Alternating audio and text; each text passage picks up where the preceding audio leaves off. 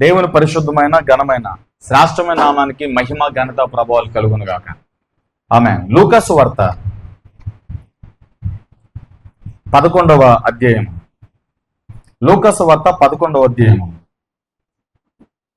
5 నుండి 13 వచనాలు మనం చూద్దాం. మరియు ఆయన వారితో ఇట్లనెను, మీలో ఎవరికైనాను ఒక స్నేహితుడు ఉండగా అతడు అర్ధరాత్రి వేళ ఆ స్నేహితుని యొద్దకు వెళ్ళి, స్నేహితుడా, నాకు 3 రొట్టెలు బదులిమ్ము. నా స్నేహితుడు ప్రయాణము చేయుచు మార్గంలో నా యొద్దకు వచ్చి ఉన్నాడు. అతనికి పెట్టుటకు నా యొద్ద ఏమీ లేదనను. అతనితో చెప్పిన ఎడల అతడు లోపలనే ఉండి, నన్ను తొందర పెట్టవద్దు, తలుపు వేసి ఉన్నది, నా చిన్న పిల్లలు నాతో కూడా పండుకొని ఉన్నారు, నేను లేచి ఇయ్యలేనని చెప్పునా? అతడు తన స్నేహితుడైనందున లేచి ఈకపోయినను అతడు సిగ్గుమాలి మాటి మాటికి అడుగుట వలన ఎన్నో లేచి అతనికి కావలసినవన్నీ కూడా ఇచ్చును అని మీతో చెప్పుచున్నాను. అటువలే మీరు అడుగుడి, మీకు ఇయ్యబడును, వెదుకుడి, మీకు దొరుకును, తట్టుడి, మీకు తీయబడును. అడుగు ప్రతివానికి ఇయ్యబడును, వెదుకువానికి దొరుకును, తట్టువానికి తీయబడునని మీతో చెప్పుచున్నాను. మీలో తండ్రి అయిన వాడు మీ కుమారుడు చాపనడిగితే చాపకు ప్రతిగా పామునిచ్చునా? గుడ్డిని అడిగితే తేలునిచ్చునా? మీరు చెడ్డవారై ఉండి మీ పిల్లలకు మంచి ఈవులు నెరిగి ఉండగా పరలోకమందున్న మీ తండ్రి తన అడుగువానికి పరిశుద్ధాత్మను ఎంతో నిశ్చయముగా అనుగ్రహించును. హల్లెలూయా, ప్రైజ్ లార్డ్. మనం చదివిన వాక్యంలో ఒక ప్రశ్న ఏంటంటే, ఇక్కడ ఎంతమంది స్నేహితుల గురించి మనం చదివామంటే 3 స్నేహితుల గురించి మనం చూసాం. హల్లెలూయా.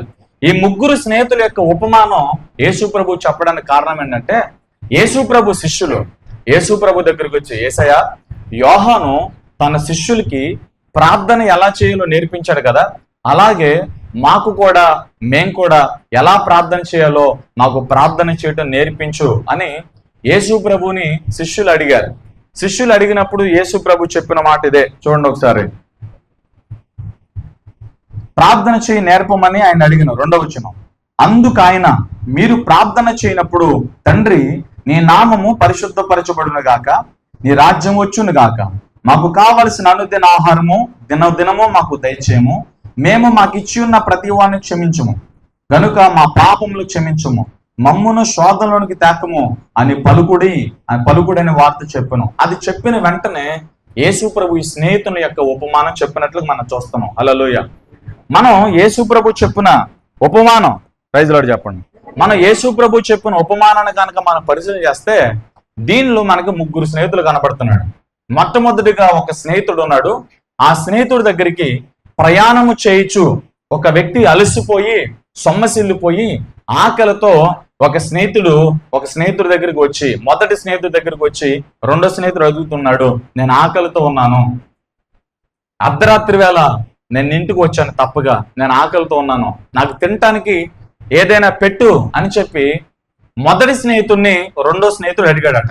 హల్లెలూయా. అంటే 1, 2, 3 నెంబర్స్ ఎందుకు ఇచ్చానంటే మీకు ఈజీగా అర్థమవుతుందని మీకు నెంబర్స్ ఇచ్చాను. హల్లెలూయా. ఎందుకంటే 3 స్నేహితులు ఉన్నారు కాబట్టి 1, 2, 3 అన్నాను అనుకో, మీరు అర్థం చేసుకోవడానికి చాలా ఈజీ అవుతుంది అనమాట. హల్లెలూయా. ఇప్పుడు మొదటి స్నేహితుడు ఉన్నాడు. మొదటి స్నేహితుని ఇంటికి 2వ స్నేహితుడు వచ్చాడు. ఎందుకు వచ్చాడంటే అతడు చాలా ఆకలితో ఉన్నాడు. ప్రయాణము చేయుచు మార్గం మధ్యలో తన స్నేహితుడి ఇంటిని యొక్క తలుపును కొట్టాడు. ఈ మొదటి స్నేహితుడు 2వ స్నేహితుడి దగ్గరికి వచ్చి, ఏంట్రా ఈ వేళ వచ్చో అని అడిగాడు. నేను చాలా అలసిపోయి వచ్చాను, ఆకలితో వచ్చాను, నీ దగ్గర తింటాకేమైనా ఉంటే పెట్టు అన్నాడు. హల్లెలూయా. యాక్చువల్ గా మొదటి స్నేహితుడికి సహాయం చేద్దామని అనుకున్నాడు, కానీ 2వ స్నేహితుడి దగ్గర ఏమీ లేదు. ఈ 2వ స్నేహితుడి దగ్గర ఏమీ లేక ఈ స్నేహితుడు ఏం చేశాడంటే, తన యొక్క స్నేహితుడి దగ్గర కనుక 3వ స్నేహితుడి దగ్గర మరొక స్నేహితుడి దగ్గరికి వెళ్ళి ఆ స్నేహితుడి యొక్క తలుపును కొడుతున్నాడు. స్నేహితుడా తలుపు తెరువు అంటున్నాడు. హల్లెలూయా. తలుపు తెరవట్లా. అరే గట్టిగా కొట్టద్దు, నా ఇంట్లో చిన్నపిల్లలు ఉన్నారు, వారు నిద్రపోతున్నారు, నీ ప్రాబ్లం ఏంటో చెప్పు అని అడిగాడు. నా ఇంటికి నా స్నేహితుడు వచ్చాడు, నా ఫ్రెండ్ వచ్చాడు, అతడికి పెట్టడానికి నా దగ్గర ఏమీ లేదు, కనుక 3 రొట్లు నాకు కావాలి. హల్లెలూయా. 3 రొట్లు నాకు ఇవ్వు, ఇస్తే నేను ఆ రొట్లు తీసుకెళ్లి అలసిపోయి ఉన్న నా సహోదరుడికి నేను పెడతాను, నా స్నేహితుడికి నేను పెడతాను అంటే అతడు అంటున్నాడు, 3వ స్నేహితుడు అంటున్నాడు, నా ఇంట్లో చిన్నపిల్లలు ఉన్నారు, నేను లెగిస్తే ఆ సౌండ్స్కి నా పిల్లలు ఇబ్బంది పడతారు, కాబట్టి నేను లేచి ఇవ్వలేను అని చెప్తున్నాడు, రాలేను అని చెప్తున్నాడు, కుదరదు అని చెప్తున్నాడు. హల్లెలూయా. అయితే ఈ రెండవ స్నేహితుడు మొదటి స్నేహితుడు యొక్క ఆకలి తీర్చడానికి ఏం చేస్తున్నాడంటే సిగ్గుమాలి పదే పదే తలుపు కొడుతున్నాడట. హల్లెలూయా. ఆ మూడవ స్నేహితుడు అనుకున్నాడు, ఇక వీడు వదిలిపెట్టేటట్టుగా లేడు, ఖచ్చితంగా నేను లేచి వెళ్ళి అతనికి తలుపు తెరిచి నేను అతనికి సహాయం చేసేద్దను అనుకుని తన పిల్లల్ని తన ఇంటిని విడిచి తలుపు తెరిచి తనకు కావలసినవన్నీ కూడా ఇచ్చి పంపించాడట. హల్లెలూయా. ఈ ముగ్గురు స్నేహితుల యొక్క సంభాషణ మాత్రమే కాదు, లూకా సువార్త మనం చూస్తే ఆ పరిసేయుడు గురించి, సుంకరు గురించి కూడా మనం ప్రార్థన ఎలా చేయాలో, తన తానే తగ్గించుకుని ప్రార్థన చేస్తే ఏమవుతుందో, హెచ్చించుకుని ప్రార్థన చేస్తే ఏమవుతుందో, హెచ్చు ప్రార్థనకి దేవుడు జవాబు ఎలా ఇస్తాడో, తాను తగ్గించుకుని ప్రార్థన చేస్తే దేవుడు జవాబు ఎలా ఇస్తాడు, ఎవరు అంగీకరించబడతాడో, ఎవరు నీతిమంతుడిగా ఎంచబడతాడని సుంకరు గురించి, పరిసేయుడు గురించి కూడా దేవుడు మాట్లాడాడు. హల్లెలూయా. ఇదే లూకా సువార్త 18వ అధ్యాయం కనుక మనం చూస్తే దేవునికి భయపడకుండా, మనుషులు లక్ష్య పెట్టకుండా ఉన్న ఒక రాజు ఉన్నాడు. మనుషులను అసలు లక్ష్య పెట్టాడట, దేవునికి భయపడ్డంట. అటువంటి వాని దగ్గరికి ఒక వృద్ధాప్యంలో ఉన్న ఒక ముసలావిడి పదే వెళ్ళి నాకు న్యాయం చేయమని అడుగుతారట. ఆ రాజు ఏం చేసేవాడు తెలుసా? వాయిదాలు వేసేవాడు. రేపురా ఎల్లుంటరా అంటే ఈవిడి విసుగుపోకుండా ప్రతిరోజు ఆ రాజుగారు చెప్పిన సమయానికి వెళ్ళిపోయి అక్కడ నిలబడేదట. హల్లెలూయా. ఆ రాజు ప్రతిసారి కూడా చెప్పిన సమయానికి వచ్చిన ఆ ముసలావున్న ఆ వృద్ధాప్యంలో ఉన్న ఆమెను చూసి, అర్రే నేను ఎన్ని వాయిదాలు వేసినా, ఎన్నిసార్లు రమ్మన్నా ఆవిడ విసుగుపోకుండా, గొనుగుకోకుండా, సనుగుకోకుండా చెప్పిన సమయానికి ఈవిడ ఖచ్చితంగా వస్తుంది. ఎవరైనా లక్ష్య పెట్టొచ్చు, కానీ ఈవెను మాత్రం నేను ఇబ్బంది పెట్టకూడదు. హల్లెలూయా అని ఖచ్చితంగా ఆవిడికి న్యాయం చేయాలని ఆవిడని పిలిపించి ఆవిడ బాధ విని ఆవిడికి న్యాయం చేసినట్లుగా అక్కడ ఒక ఉపమానం యేసు ప్రభు చెప్పాడు. ఆ ఉపమానం ఏంటంటే తన శిష్యులందరినీ కూడా పిలిచి, మీరు విసుగక ప్రార్థన చేయవలనని, ఆ స్త్రీ తనకు న్యాయము జరిగే వరకు కూడా రాజు యొద్దకు విసుగక ఎలాగైతే వెళ్ళిందో అలాగే మీరు ప్రార్థన చేయాలి. హల్లెలూయా. ఇప్పుడు మన లూకా సువార్త 11వ అధ్యాయంలో ముగ్గురు స్నేహితులు, హల్లెలూయా, మనం నేర్చుకోవాల్సిన అతి ప్రాముఖ్యమైన పాఠం ఏంటంటే, ఈ ఒక స్నేహితుడు మధ్యరాత్రి ఆహారం కోసం అలమటిస్తూ తన ప్రయాణములు అలసిపోయి స్నేహితుడి ఇంటి యొక్క తలుపులు కొట్టాడు. జాగ్రత్తగా వినండి. హల్లెలూయా. స్నేహితుడి యొక్క తలుపులు కొట్టాడు. మరలా చెప్పండి అందరూ. స్నేహితుడి యొక్క తలుపులు కొట్టాడు. ఎప్పుడు కొట్టాడు? అర్ధరాత్రి. హల్లెలూయా. బాగా వినండి. అర్ధరాత్రి పూట స్నేహితుడి యొక్క తలుపు కొట్టాడు. ఆమె అతడు ఏం చేసి వచ్చాడంటే ప్రయాణం చేసి వచ్చాడు. జాగ్రత్తగా రాయండి. ప్రయాణము రాయండి పక్కన. ప్రయాణము.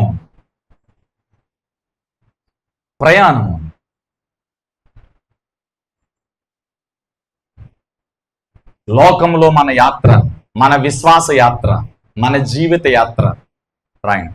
ప్రయాణము పక్కన, విశ్వాస యాత్ర, జీవిత యాత్ర.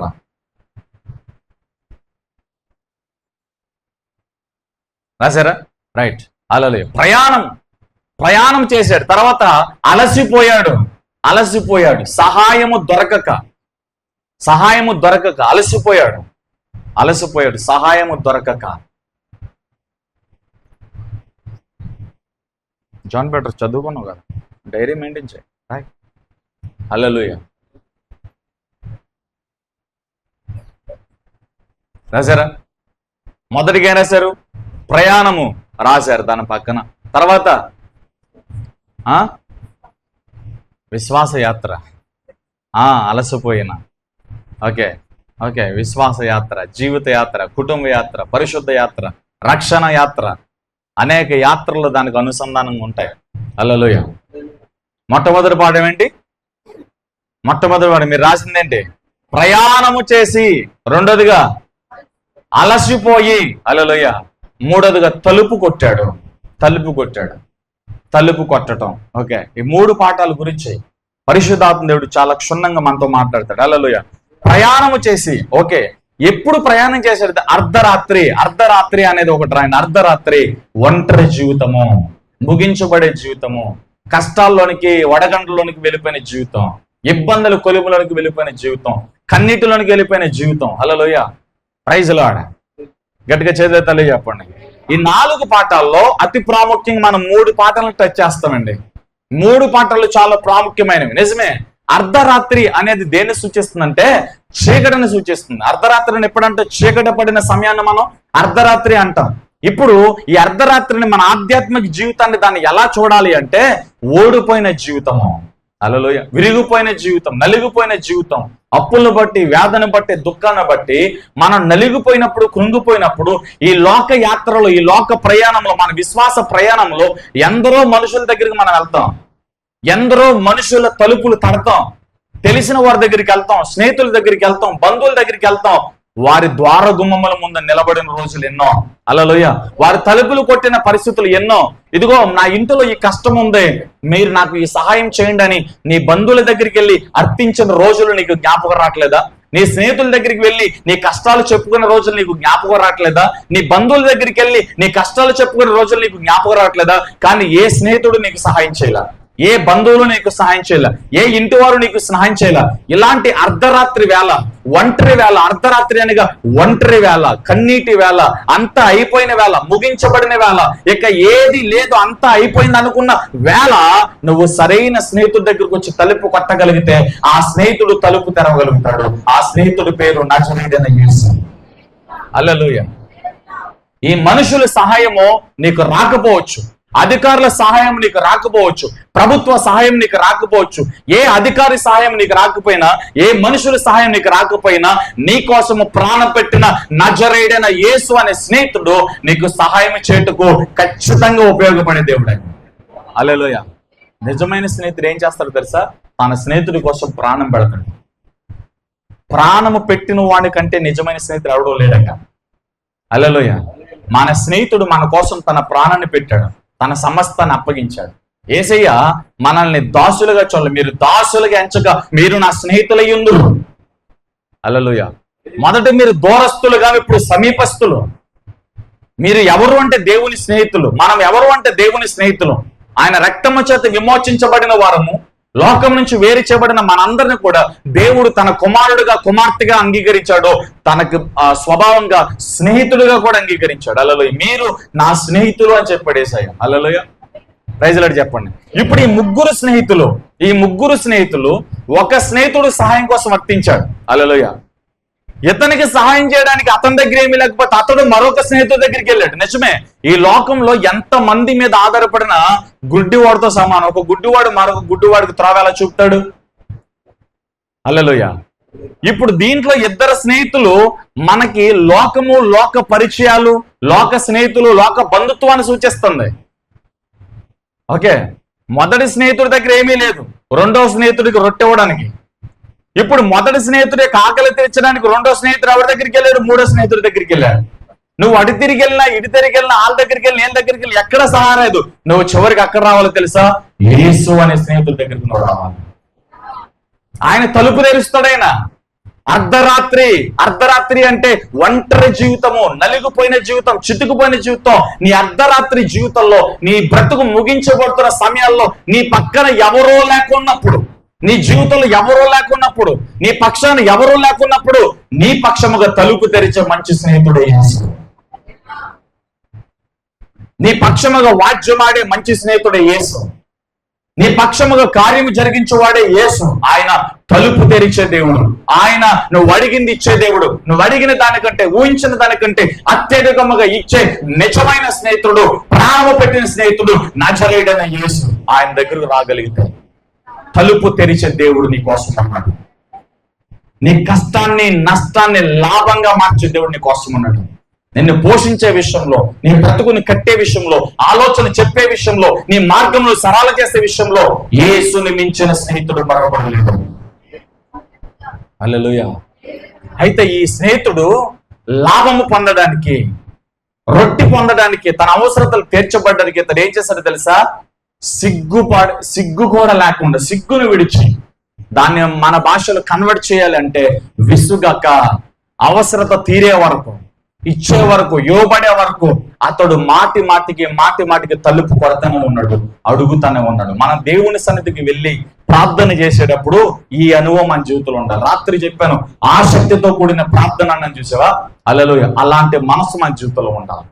అలాంటి వెలుచూపు మన జీవితంలో ఉండాలి, అలాంటి విశ్వాసం మన జీవితంలో ఉండాలి. యేసయ్య చెప్తున్నాడు, మీరు ప్రార్థించినప్పుడు ఏదైతే అడిగారో దాన్ని మీరు పొంది ఉన్నారని నమ్ముడి అని చెప్పాడు. అలా మీరు ఏదైతే ప్రార్థించారో దాన్ని పొందామని నమ్ముడి.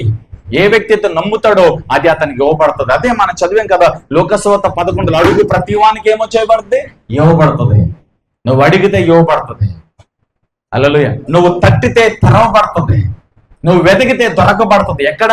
లోకంలో వెతకొద్దు, మనుషుల దగ్గర వెతకొద్దు, అధికారుల దగ్గర వెతకొద్దు. దావీదు అంటాడు కదా, నాకు సహాయం రాజుల దగ్గర నుంచి రాదు, రథముల దగ్గర నుంచి రాదు, ఆకాశం దాసుని యెహోవా నీ యొద్ద నుండి నాకు సహాయం వచ్చును. అందుకే నేను రాజులను నమ్ముకోను, రథాలను నమ్ముకోను, మనుషులను నమ్ముకోను, నేను నిన్నే నమ్ముకున్నాను అంటాడు. హల్లెలూయా. ఈరోజు స్నేహితుడా, బ్రదర్, సిస్టర్, నీ కష్టం ఏదైనా, నీ బాధ ఏదైనా, నీ వ్యధ ఏదైనా, నీ దుఃఖం ఏదైనా, నీ ప్రతికూలత ఏదైనా, నీ కష్టం ఈ రోజున అర్ధరాత్రిలాగా ఉందా? అర్ధరాత్రి జీవితం ఒంటరి జీవితం, అర్ధరాత్రి జీవితం ముగించబడే జీవితం, అర్ధరాత్రి జీవితం పొద్దుకూకుపోయిన జీవితం. ఒంటరిదానవు నువ్వు, ఒంటరి వాడువా? ఎవరు లేరా నీకు? నిజమైన స్నేహితుడు ఉన్నాడు, నీ కన్నీటిని చూసే స్నేహితుడు ఉన్నాడు, నీ స్వరము వినే స్నేహితుడు ఉన్నాడు, నీ మూలుగులు లక్ష్య పెట్టే స్నేహితుడు ఉన్నాడు. తలుపు కొడితే, ప్రార్థన గదిలోనికి వెళ్ళి తలుపు కొడితే తలుపు తెరిచే స్నేహితుడు ఉన్నాడు, నీ గాథ వినే స్నేహితుడు ఉన్నాడు, నీకు న్యాయం చేసే స్నేహితుడు ఉన్నాడు, నిన్ను స్వస్థపరిచే స్నేహితుడు ఉన్నాడు, నిన్ను విమోచించే స్నేహితుడు ఉన్నాడు. ఆయనే హల్లెలూయా. ఆయన మంచి స్నేహితుడు, ఆయన మించిన స్నేహితుడు మరొకరు లేరు నీ జీవితంలో. హల్లెలూయా. ఈరోజు పొద్దుగూకుపోయిందేమో నీ జీవితంలో, అర్ధరాత్రి నీ జీవితం అలమటించిందేమో, చీకటి కమ్ముకుందేమో. మనుషులందరికి ఏం కావాలండి? పొగడతలు కావాలి. ఇదిగో మనుషులందరండి చిన్న సహాయం చేస్తారండి, చిన్న సహాయం చేసి కొండంత సహాయంగా చెప్పుకుంటారు, కానీ దేవుడు అలా చెప్పడు. హల్లెలూయా. దేవుడు ప్రతిదినం మనల్ని పోషిస్తూనే ఉంటాడు, ప్రతిదినం మనల్ని నడిపిస్తూనే ఉంటాడు, కానీ ఆయన ప్రేమ ఎప్పుడైనా ఎక్కడైనా డంబంగా ప్రవర్తించిందా? మనుషుల ప్రవర్తన మన మధ్యలో డంబంగా కనబడుతుంది, కానీ దేవుడు తన చూపిన ప్రేమ, తను చేసిన కార్యాలు ఎక్కడ కూడా మన బ్రతుకులో డంబంగా ప్రవర్తించవండి. ఆయన నిజమైన స్నేహితుడు అండి. నీ అవసరత ఏంటో నువ్వు చెప్పక ముందే ఎరిగిన జ్ఞాని ఆయన. నీ హృదయములో ఆలోచన, బాధ, కష్టమో నష్టమో నీ జీవితంలో నుంచి నువ్వు బయటికి చెప్పకపోయినా దేవుడు నీ స్థితిని, గతిని ఎరిగిన స్నేహితుడు ఆయన. హల్లెలూయా. పదే పదే తలుపు తడుతున్నాడండి. ఈ రోజున మనం దేవుని దగ్గర పొందుకోవాలి. ఎలా పొందుకోవాలి తెలుసా? ఒక ప్రార్థన అంశంతో దేవుని సన్నిధిలో మోకరిల్లినప్పుడు ఆ ప్రార్థన అంశం పొందుకునే వరకు కూడా నువ్వు ప్రార్థన గదిలో నుంచి బయటకు రాకూడదు.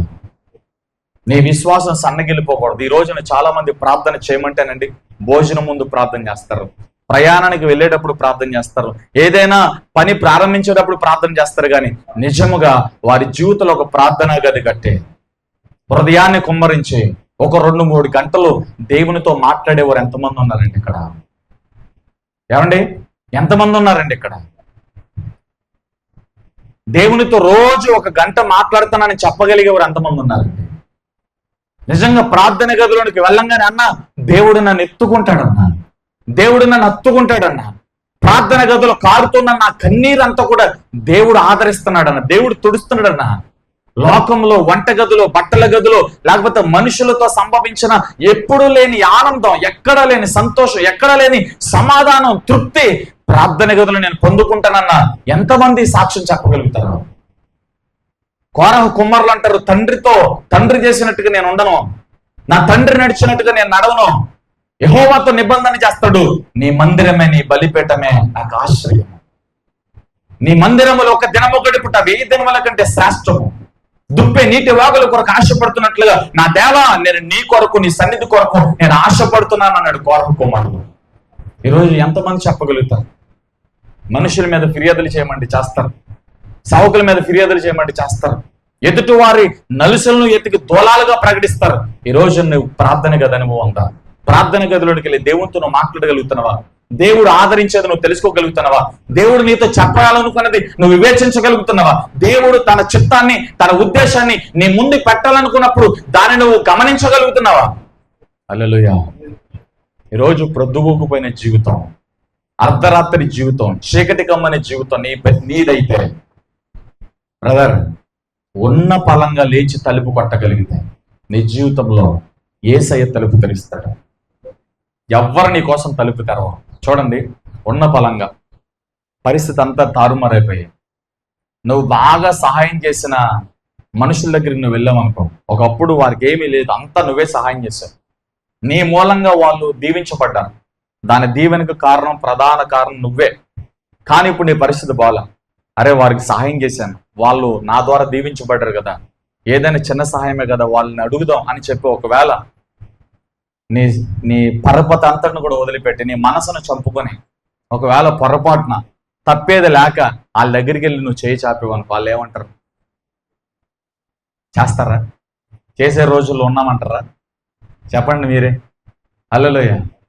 ఉన్న పలంగా అర్ధరాత్రి మన జీవితంలో కమ్మినప్పుడు, ఉన్న పలంగా నెట్ట నిలువుగా కూలిపోయిన పరిస్థితి మన బ్రతికులకు వచ్చినప్పుడు అండి, నీ బంధువుల దగ్గరికి వెళ్ళి అర్ధరాత్రి తలుపు కొడతా, ఏంట్రా ఏ టైంలో రావాలి నీకు తెలియదు, అర్ధరాత్రి వచ్చావంటే అంటారు. హల్లెలూయా.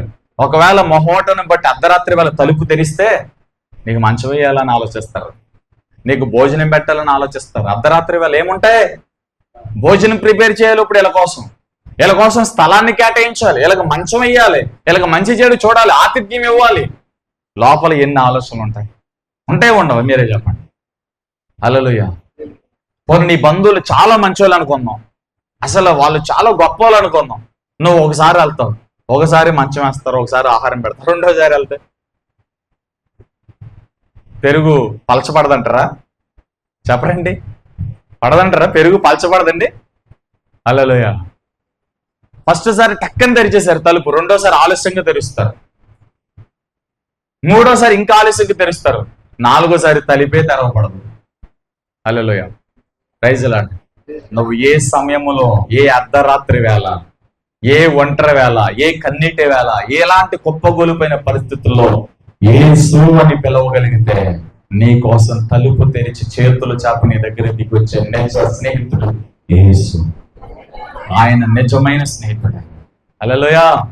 సరే తల్లి చెప్పండి, గట్టిగా చెప్పండి. ఆయన మంచి స్నేహితుడు. ఆయన చూడండి ఒకసారి యాకోబు పత్రిక, యాకోబు ఆదికాండం 28:10-11 వచనాలు రెఫరెన్స్ రాసుకోండి. ఆదికాండం 28:10-11 వచనాలు. యాకోబు అతడు బేర్షెబాలో ఉన్నాడు. వినాలా? బేర్షెబాలో ఉన్నాడు. తండ్రి అయిన ఇస్సాకును మోసం చేశాడు, ఏశావుగా వేషం వేశాడు, ఆశీర్వాదాలను దొంగిలించాడు. హల్లెలూయా. అతడు తప్పు చేశాడు. ఇప్పుడు తన ప్రయాణం ప్రారంభించబడింది. తన ప్రయాణం ఎక్కడి నుంచి ఎక్కడికంటే బేర్షెబా నుండి హారాను వరకు ఇంచుమించు 120 కిలోమీటర్ల డిస్టెన్స్ ఉందండి. హల్లెలూయా. 80 నుంచి 120 కిలోమీటర్ల మధ్యలో ఈయన ప్రయాణించాలి. ఇప్పుడు ఎక్కడి నుంచి? అందరూ చెప్పండి. బేర్షెబా నుండి హారాను వైపు వెళ్తున్నాడు. హల్లెలూయా. ఇప్పుడు ఈయన ప్రయాణం వెలుగుతో ప్రారంభించబడింది. ఎప్పుడు? తల్లి కొంగు విడిచిపెట్టల, గుడారాన్ని విడిచిపెట్టల. గుడారంలో నివసిస్తున్న యాకోబు, తల్లి కొంగు చాటున నివసిస్తున్న యాకోబు ఉన్న పలంగా ఒంటరివాడయ్యాడు. ఒక్కడగా బయలుదేరాడు. మార్గంలో నడుస్తున్నాడు, హారాను వైపు వెళ్తున్నాడు. హల్లెలూయా. నడిచాడు. కొద్ది దూరం వెళ్ళేసరికి పొద్దుగూకింది, చీకటి వచ్చింది. నీ ప్రయాణం కూడా అంతే. నీ బలాన్ని నమ్ముకుని, నీ డబ్బుని నమ్ముకుని, నీ శక్తిని నమ్ముకుని, నీ ఉద్యోగాన్ని నమ్ముకుని, నీ జ్ఞానాన్ని నమ్ముకుని నువ్వు నడిచినంత కాలము దేవుని సన్నిధిలో తలుపు తెరవబడదు. దేవుని మహిమను చూడలేవు. దేవుని ఆశ్చర్యకరమైన వెలుగు పొందకుండా నీ అంతలకు నీవే నీ మనోనేత్రాలకు గుడ్డితనం కలుగజేసుకున్నావు. హల్లెలూయా. నాది అన్నంత కాలం, నా ఉద్యోగం, నా జీవితం, నా బ్రతుకు, నా డబ్బు నాది అన్నంత కాలం దేవుని మహిమను చూడలేవు. హల్లెలూయా. అందుకనే కొంతమంది రాజులు బట్టి, రథాల బట్టి అతిశిస్తారు. ఈ రోజున చాలా మంది వారి డబ్బును బట్టి, వారి ఇల్లును బట్టి, వారి కష్టాన్ని బట్టి, వారి అధికారాన్ని బట్టి అతిశిస్తున్నారు. నువ్వు నేను ఎవరిని బట్టి అతిశించాలి తెలుసా? మన బలాన్ని బట్టి అతిశిస్తే ఏముంది? ఎప్పుడు బలం ఉంటుందో, ఎప్పుడు కూలిపోద్దో మన బలం తెలియదు. ఎప్పుడు మన ఉద్యోగం ఉంటుంది, ఎప్పుడు మన ఉద్యోగం కూలిపోద్దో తెలియదు. హల్లెలూయా. చేయలే తల్లి చెప్పండి. కొంతమంది అందాన్ని బట్టి అతిశిస్తారు. ఏముంది? మొదట్లో ఉన్న అన్నం ఇప్పుడు ఉందా? ఇప్పుడున్న అందరూ రేపొద్దున ఉంటుందా? అందుకనే 30 అధ్యాయం సామెతలు 30 అందము సౌందర్యం మోసకరము వ్యర్థం అని రాయబడింది. హల్లెలూయా. సరే తల్లి చెప్పండి. యాకోబు ఒంటరిగా వెళ్తున్నాడు. ఒంటరి వేళ ఎవరూ లేరు, ఒంటరిగా నడుస్తున్నాడు.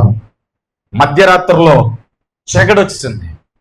చిన్న చీకటి, అడుగు తీసి అడుగు వేయడానికి లేదు, తన చేతిలో దీపం లేదు, ఏదో ఒక కర్ర పట్టుకుని ఒంటరిగా నడుచుకుంటూ వెళ్తున్నాడు.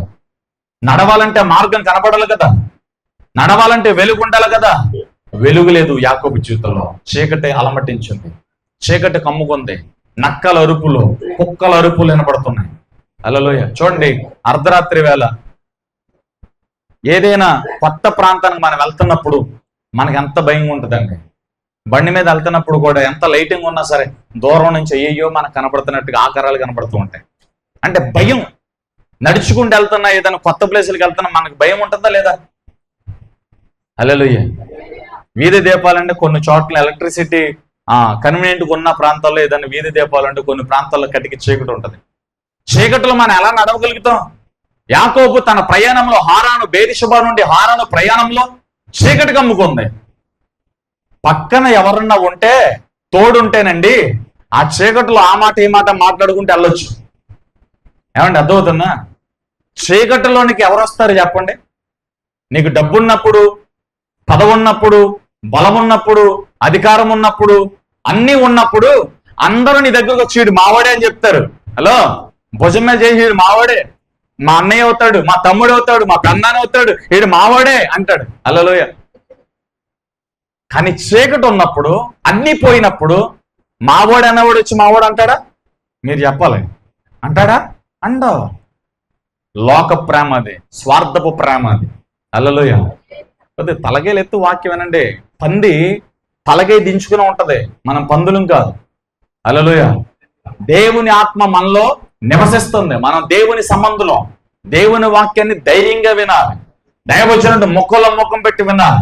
పలుకుతున్న ప్రతి మాట మీరు ఆస్వాదించాలి. ఆ మాట విడుదలవుతున్నప్పుడు ఆమేన్ అని మీరు ఎంకరేజ్ చేయాలి. హల్లెలూయా. అప్పుడు ఆ మాట మన జీవితంలో, మన ప్రాణాత్మ దేహం మూలుగులోనికి అది చొచ్చుకుని వెళ్ళి దేవుని కార్యం జరిగిస్తుంది. దేవుని వాక్యానికి శక్తి ఉంది. ఆ సారం మన జీవితంలోనికి రావాలి. అంతేగాని పిల్లలతో ఆడుకుంటూ ఎలా కూర్చుని గోర్లు కొట్టుకుంటూ అలా కూర్చోవద్దు. ఉపయోగం లేదు అలా కూర్చోవడం. ముందన్న మాటలు గుర్తు చేసుకోండి. ఓకే, చేయలేదలే చేద్దాం. హల్లెలూయా. ఒంటరి జీవితం. యాకోబు జీవితంలో చీకటి అలముకుంది. ఒంటరిగా ఉన్నాడు, పక్కన మాట్లాడడానికి ఎవరు లేరు, భయపడుతున్నాడు, చీకట్లో తడుగుతున్నాడు. ఒక బండ కనపడింది, ఆ బండ మీద సతికిలు పడ్డాడు. చుట్టూరు చూస్తున్నాడు, చిన్న చీకటే, ఎవరి మాటలు వినపడతల్లా. నక్కల అరుపులు, కుక్కల అరుపులు తప్ప ఏ అరుపులు లేదు. అవి కూడా భయంకరంగా ఉన్నాయి. హల్లెలూయా. భయపడుతున్నాడు, భయపడుతూ అలాగే పడుకుని వణుకుతున్నాడు. ఆ వ్యక్తిని స్నేహితుడు చూశాడు, ఆ వ్యక్తిని దేవుడు చూశాడు. ఆ వ్యక్తిని దగ్గరికి దేవుడు నిచ్చెనేసి దిగొచ్చాడు. ఆకాశపు కొన నుండి భూమి మీదకి నిచ్చెని దిగొచ్చాడు. హల్లెలూయా. ఆకాశపు కొన నుండి భూమి మీదకి ఏమొచ్చింది చెప్పండి? బంగారపు నుచ్చెన వేయబడింది. ఆ నుచ్చెని మీద కోట్లాను కోట్ల దేవుని దూతలు ఎక్కుతూ దిగుతూ కనబడుతున్నారు. వెంటనే యాకోబు అని దేవుడు పిలిచాడు. హల్లెలూయా. యాకోబు అని పిలిచిన స్వరం ఈ రోజు నీ పేరు పెట్టి పిలుస్తుంది. యాకోబు జీవితం వల్లే బెయిర్షెబా నుండి హారాను ప్రయాణంలో చీకటి కమ్ముకున్నట్లుగా నీ ప్రయాణంలో, నీ మార్గంలో, నీ కుటుంబ వ్యవస్థలో, నీ వ్యక్తిగత జీవితంలో ఏ సమస్య ఉందో, ఏ బాధ ఉందో, ఏ గాయం ఉందో, దేన్ని బట్టి నువ్వు పరిశుద్ధతను కోల్పోతున్నావు, దేన్ని బట్టి ఆధ్యాత్మిక జీవితాన్ని కోల్పోతున్నావు, ఏది నేను కృంగతేస్తుందో, ఏది నేను బానిసగా మార్చుందో, దేవుని మహిమ చూడకుండా, దేవుని కార్యాభివృద్ధిలోనికి వెళ్లకుండా ఎక్కడైతే నేను కృంగింపచేసిందో ఆ కృంగిపోయిన పరిస్థితుల్లోనికి పేరు పెట్టి పిలిచింది ఆ దేవుడిని దగ్గర వస్తున్నాడు. హల్లెలూయా. యాకోబు తుళ్ళిపడి లేచాడు. ఎవరివయ్యా నువ్వు? నీ తాతగారు ఉన్నారు కదా, ఏం పేరు? అబ్రహాం. నీ తండ్రి పేరు ఏం పేరు? ఇస్సాకు. అబ్రహాముకి ఇస్సాకుకు దేవుడిని నేను. హల్లెలూయా. యాకోబు, నేను నీకు దేవుడుగా ఉంటాను. వారికి తోడుగా ఉన్నట్లుగా నేను నీకు తోడుగా ఉంటాను. నేను నిన్ను దీవిస్తాను, నేను నిన్ను ఆశీర్వదిస్తాను. భయపడద్దు యాకోబు. ఇప్పుడు దాకా నువ్వు ఒంటరిగా నడిచావు, కానీ ఇక నుండి నేను నీకు తోడుగా నడుస్తాను. నేనే స్నేహితుడు. యాకోబు స్నేహితుడు. యాకోబు స్నేహితుడు, మోసగాడికి స్నేహితుడు, పారిపోయినోడికి స్నేహితుడు, వెలివేయబడినోడికి స్నేహితుడు, దిక్కులేని వాడికి స్నేహితుడు, ఆపత్కాలంలో ఆదుకోదగిన స్నేహితుడు. నువ్వు వెలివేయబడ్డావా? మనుషులందరూ తృణీకరించారా? తృణీకరించబడిన నిన్ను ఆదరించే స్నేహితుడు. లోకంలో నీకు విలువ లేదా? విలువలేని నీకు విలువనిచ్చే స్నేహితుడైనా, ప్రాణము పెట్టిన స్నేహితుడు, రక్తము కాచిన స్నేహితుడు, నీ స్థితిని గతిని మార్చే నిజమైన స్నేహితుడు నా యేసు. యాకోబుకు ఆ రోజున దేవుడు తోడుగా ఉన్నాడు. ఈ రోజు దేవుడు నీకు తోడుగా ఉంటాడు. హల్లెలూయా. ఈ రోజున నీ జీవితం అర్ధాంతరంగా ఉన్నామో, హల్లెలూయా, ముగించబడే స్థితిలో ఉన్నాము. అర్ధరాత్రి వలె ఒంటరి వారిగా ఉన్నామేమో, చెప్పుకోవడానికి అందరూ ఉన్నారు కానీ ఎవరిని దగ్గర లేరేమో. ప్రార్థన గదిని కట్టు. దేవుడు ప్రవచిస్తున్నాడు. ప్రార్థన గది కట్టి ప్రార్థన చేయడం ప్రారంభిస్తే ఎస్తేరు, మొర్దెకై ప్రార్థన విని 127 సంస్థానాధిపతిలో ఉన్న యూదుల కోసం రాజులను ఎలాగైతే మార్చానో, నీ జీవితంలో ఉన్న శత్రువులను ప్రతికూలత నేను మార్చబోతున్నాను. హామాను లాంటి వారు నీ జీవితంలో ఉన్నారు కదా, ఫర్రో లాంటి పరిస్థితులు నీ జీవితంలో ఉన్నాయి కదా, అలాంటి పరిస్థితులు దేవుడు మార్చబోతున్నాడని యేసు నామములో ప్రవచిస్తున్నాను. ప్రభువు నందు పడిన ప్రయాస వ్యర్థం కాదు. దేవుని సన్నిధిలో నువ్వు చేసిన ప్రార్థన వ్యర్థంగా పోదు. మనుషుల దగ్గర నువ్వు ఎన్ని మాటలు పలికినా వారు మర్చిపోతారు. మనుషులకు నీ కష్టము, నీ గోడు ఎంత చెప్పుకున్న వాళ్ళు విమర్శిస్తారు. ఎదుటి వారి ముందు నిన్ను తక్కువ చేసి మాట్లాడతాను. కానీ నీ బాధను దేవుని దగ్గర చెప్పగలిగితే, చూడండి, మొర్దెకై, ఎస్తేరు, 127 సంస్థానాధిపతుల్లో యూదులు ఉన్నారు. మొర్దెకై ఒక్కడు నమస్కారం పెట్టలేదని, good morning sir, good afternoon sir, good night sir అని చెప్పలేదని, ఒక్క మొర్దెకై కోసం, ఒక్క యూదుడి కోసం ఆ జాతి మీద పగబట్టుకున్నాడు హామాను. మొత్తము యూదులందరి మీద పగబట్టాడు హామాను. 127 సంస్థానాధిపతుల్లో ఉన్న యూదులందరినీ కూడా ఒకే ఒక రోజు, ఒకే ఒక్కసారి చంపేయాలని తీర్మానం చేసుకున్నాడు. కానీ మొర్దెకై మీద పగ ఎక్కువ ఉండి, కోపం ఎక్కువ ఉండి, వాడిని నా చేతులతో చంపాలని తన ఇంటిలోనే ఉరిపోయి కట్టించాడు. నీ శత్రువు నీకు తెలియకుండా నీ వెనకమాల గుంటలు తీస్తున్నాడు. నీ శత్రువు నీకు తెలియకుండా నిన్ను పతనం చేయాలని, నీ విలువైన రక్షణను, పరిశుద్ధతను, యథార్థతను దొంగిలించాలని నీ శత్రువు నీకు తెలియకుండా నీ వెనకమాల నడుస్తున్నాడేమో. నీ శత్రువు బలాన్ని నా స్నేహితుడు, మన స్నేహితుడు లయపరచబడుతున్నాడు. శత్రువు బలమంతటి మీద నా దేవుడు నీకు విచారపోతున్నాడు. సింహములను, నాగపాములను, భుజంగములను అనగుపరికి అభిషేకం యేసు నామములో ఒక్కొక్కరు శిరస్సు మీద కూర్చున్నారు. హల్లెలూయా. మొర్దెకైకి తెలీదు, ఉరిగోయి కట్టించాడు. హల్లెలూయా. శత్రువు ఎంత బలంగా ఉన్నాడంటే, హామాను ఎంత బలంగా ఉన్నాడంటే, రాజు దగ్గర నాకు ఒక ప్రత్యేకమైన స్థానం ఉంది, రాజు నా చేతిలో ఉన్నాడు, రాజ్యంలో నాలాంటి జ్ఞాని లేడు, నేను ఏది చెప్తే అదే జరుగుద్ది అనుకున్నాడు హామాను. అది నిజమే, అది అబద్ధం కాదు, ఒక్క మాట కూడా అబద్ధం కాదు. ఆ రాజ్యంలో హామాను లాంటి జ్ఞాని లేడు. రాజుకి హామానికి ఉన్న సంబంధం చాలా గొప్పదే. హామాను ఒక మాట పలిగాడంటే రాజు ఖచ్చితంగా అనుమతించి ఉంగరము తీసుకొచ్చి తాకేది మీద ముద్రేస్తాడు. హామాను మాట మీద అంత గౌరవం రాజుకి. నిజంగానే అది జరిగింది అక్కడ. హల్లెలూయా. తల్లి చెప్పండి. చూడండి, ఎప్పుడైతే ప్రమాదము, ఒక తుఫాను, ఒక చీకటి, ఒక అర్ధరాత్రి యోధా ప్రజల మీదకు వస్తుందో, వెంటనే వాళ్ళు ప్రార్థన గదిలోనికి వెళ్ళి దేవుని తలుపును బాధడం మొదలు పెట్టారు. దేవుని తలుపుని బిగ్గరగా కొట్టడం మొదలు పెట్టారు. 1 కాదు, 2 కాదు, 3 రోజులు ఉపవాసం ఉండి దేవుని తలుపులు కొడుతున్నారండి. ఈ రోజు నువ్వు ఎన్నిసార్లు కొడుతున్నా దేవుని తలుపులు? రోజుకి దావీదు రోజుకి 7 సార్లు, దానియేలు రోజుకి 3 సార్లు, అపోస్తులైతే సమయమనక అసమయమనక లెక్కలేని సార్లు దేవుని తలుపులు కొడతానే వచ్చారు అపోస్తులు. హల్లెలూయా. నువ్వు ఎన్నిసార్లు కొడుతున్నా దేవుని తలుపులు? ఎన్నిసార్లు ప్రార్థన చేస్తావు అని అడుగుతున్నా. ఎన్నిసార్లు దేవుని తలుపులు కొట్టి నీ సమస్యలు చెప్తున్నావు? దేవుని సన్నిధిలో తలుపులు కొట్టి ఎన్నిసార్లు దేవునితో మాట్లాడుతున్నావు? మనుషులకి ఇచ్చే విలువ దేవునికి ఇస్తున్నావా? సెల్ ఫోన్కి ఇచ్చే విలువ దేవునికి ఇస్తున్నావా? బంధువులకి, మన పనులకు, మన వ్యక్తిగత జీవితానికి, మన కోరికలకు, మన ఉల్లాసాలకి ఇచ్చే సమయం దేవునికి కూడా ఇవ్వట్లే మనం. హల్లెలూయా. ఎలా దేవుని స్నేహాన్ని మనం పొందుతాం? ఏమండి, దేవుని కార్యాన్ని మనం ఎలా చూడగలుగుతాం? Praise Lord. Hallelujah. Mordecai, Esther ప్రార్థన చేస్తున్నారు. యోధా ప్రజలు ప్రార్థన చేస్తున్నారు. ప్రార్థన గదిలోనికి వెళ్ళారు, మోకాళ్ళు వేశారు, తలుపును కొడుతున్నారు. నిజ స్నేహితుడు వారి దగ్గరికి దిగొచ్చాడు. రాజుని నిద్రలేపాడు, చరిత్ర పుస్తకాన్ని తిరగేశాడు. మొర్దెకాయ్ చేసిన మేలును రాజు కంటికి కనబడేటట్లుగా చేశాడు.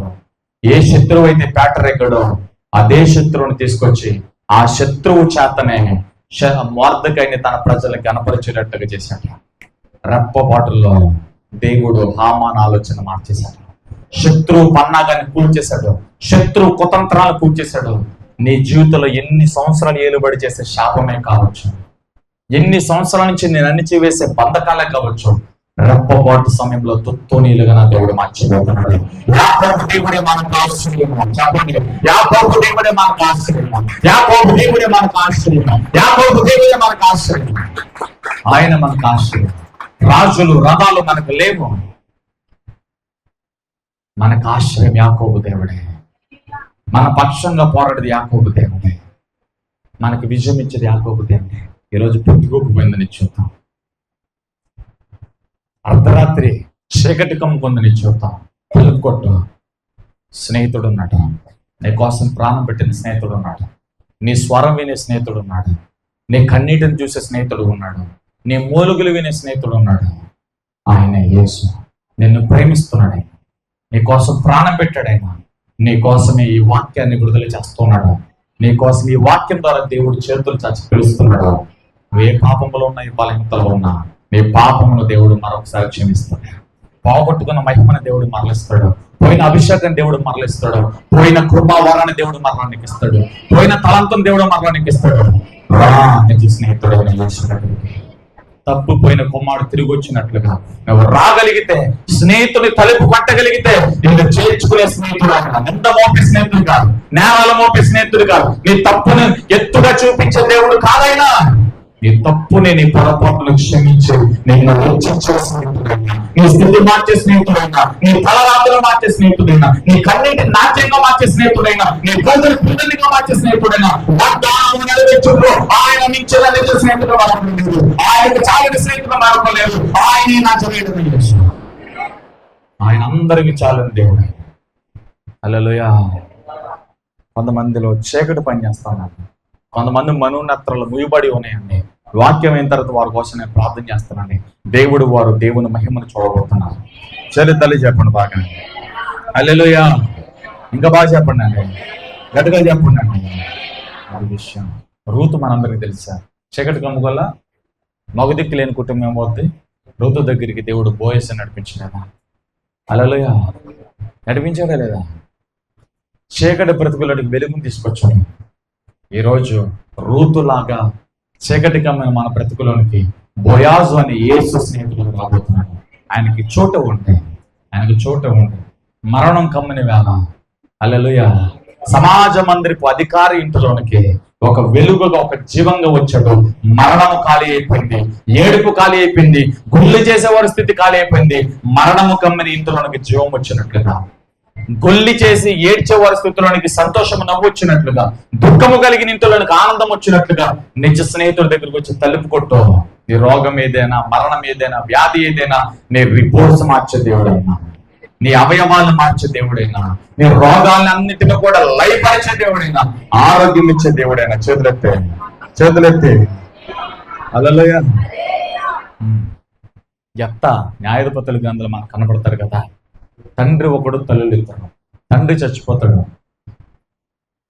మొదటి భార్య కుమార్తెలు అందరూ కూడా ఎంత మీద పడిపోతారు. అరే నువ్వు వేశ్య కుమారుడివి, నువ్వు పనికిరాని వాడివి, నువ్వు మా ఇంటిలో ఉండడానికి వీల్లేదు, మా తండ్రితో పాటే మన సంబంధాలను తెగిపోయినాయి, నువ్వు మా ఇంట్లో ఉండొద్దు, ఇంట్లో నుంచి బయటకు వెళ్ళిపో. దోషేశారు ఎఫ్తాని. హల్లెలూయా. స్వదేశాన్ని విడిచి, తన తండ్రి గృహాన్ని విడిచి, తండ్రి గ్రామాన్ని, పట్టణాన్ని విడిచి, పక్కనే కొద్ది దూరంలో ఉన్న టోబో అనే దేశంలో, ప్రాంతంలో గుడారం వేసుకుని అక్కడ నివసిస్తాడు. అద్భుతమైన మాట అక్కడ రాయబడింది. యెఫ్తా దేవునికి ప్రార్థన చేశాడు. యెఫ్తాకి దేవుడు తోడై ఉన్నాడు. ఇంటి వారు త్రోసేసిన, అన్నదమ్ములు త్రోసేసిన, అక్క చెల్లెలు త్రోసేసిన స్నేహితుడికి ప్రార్థన చేశాడు. స్నేహితునికి తలుపులు తట్టాడు.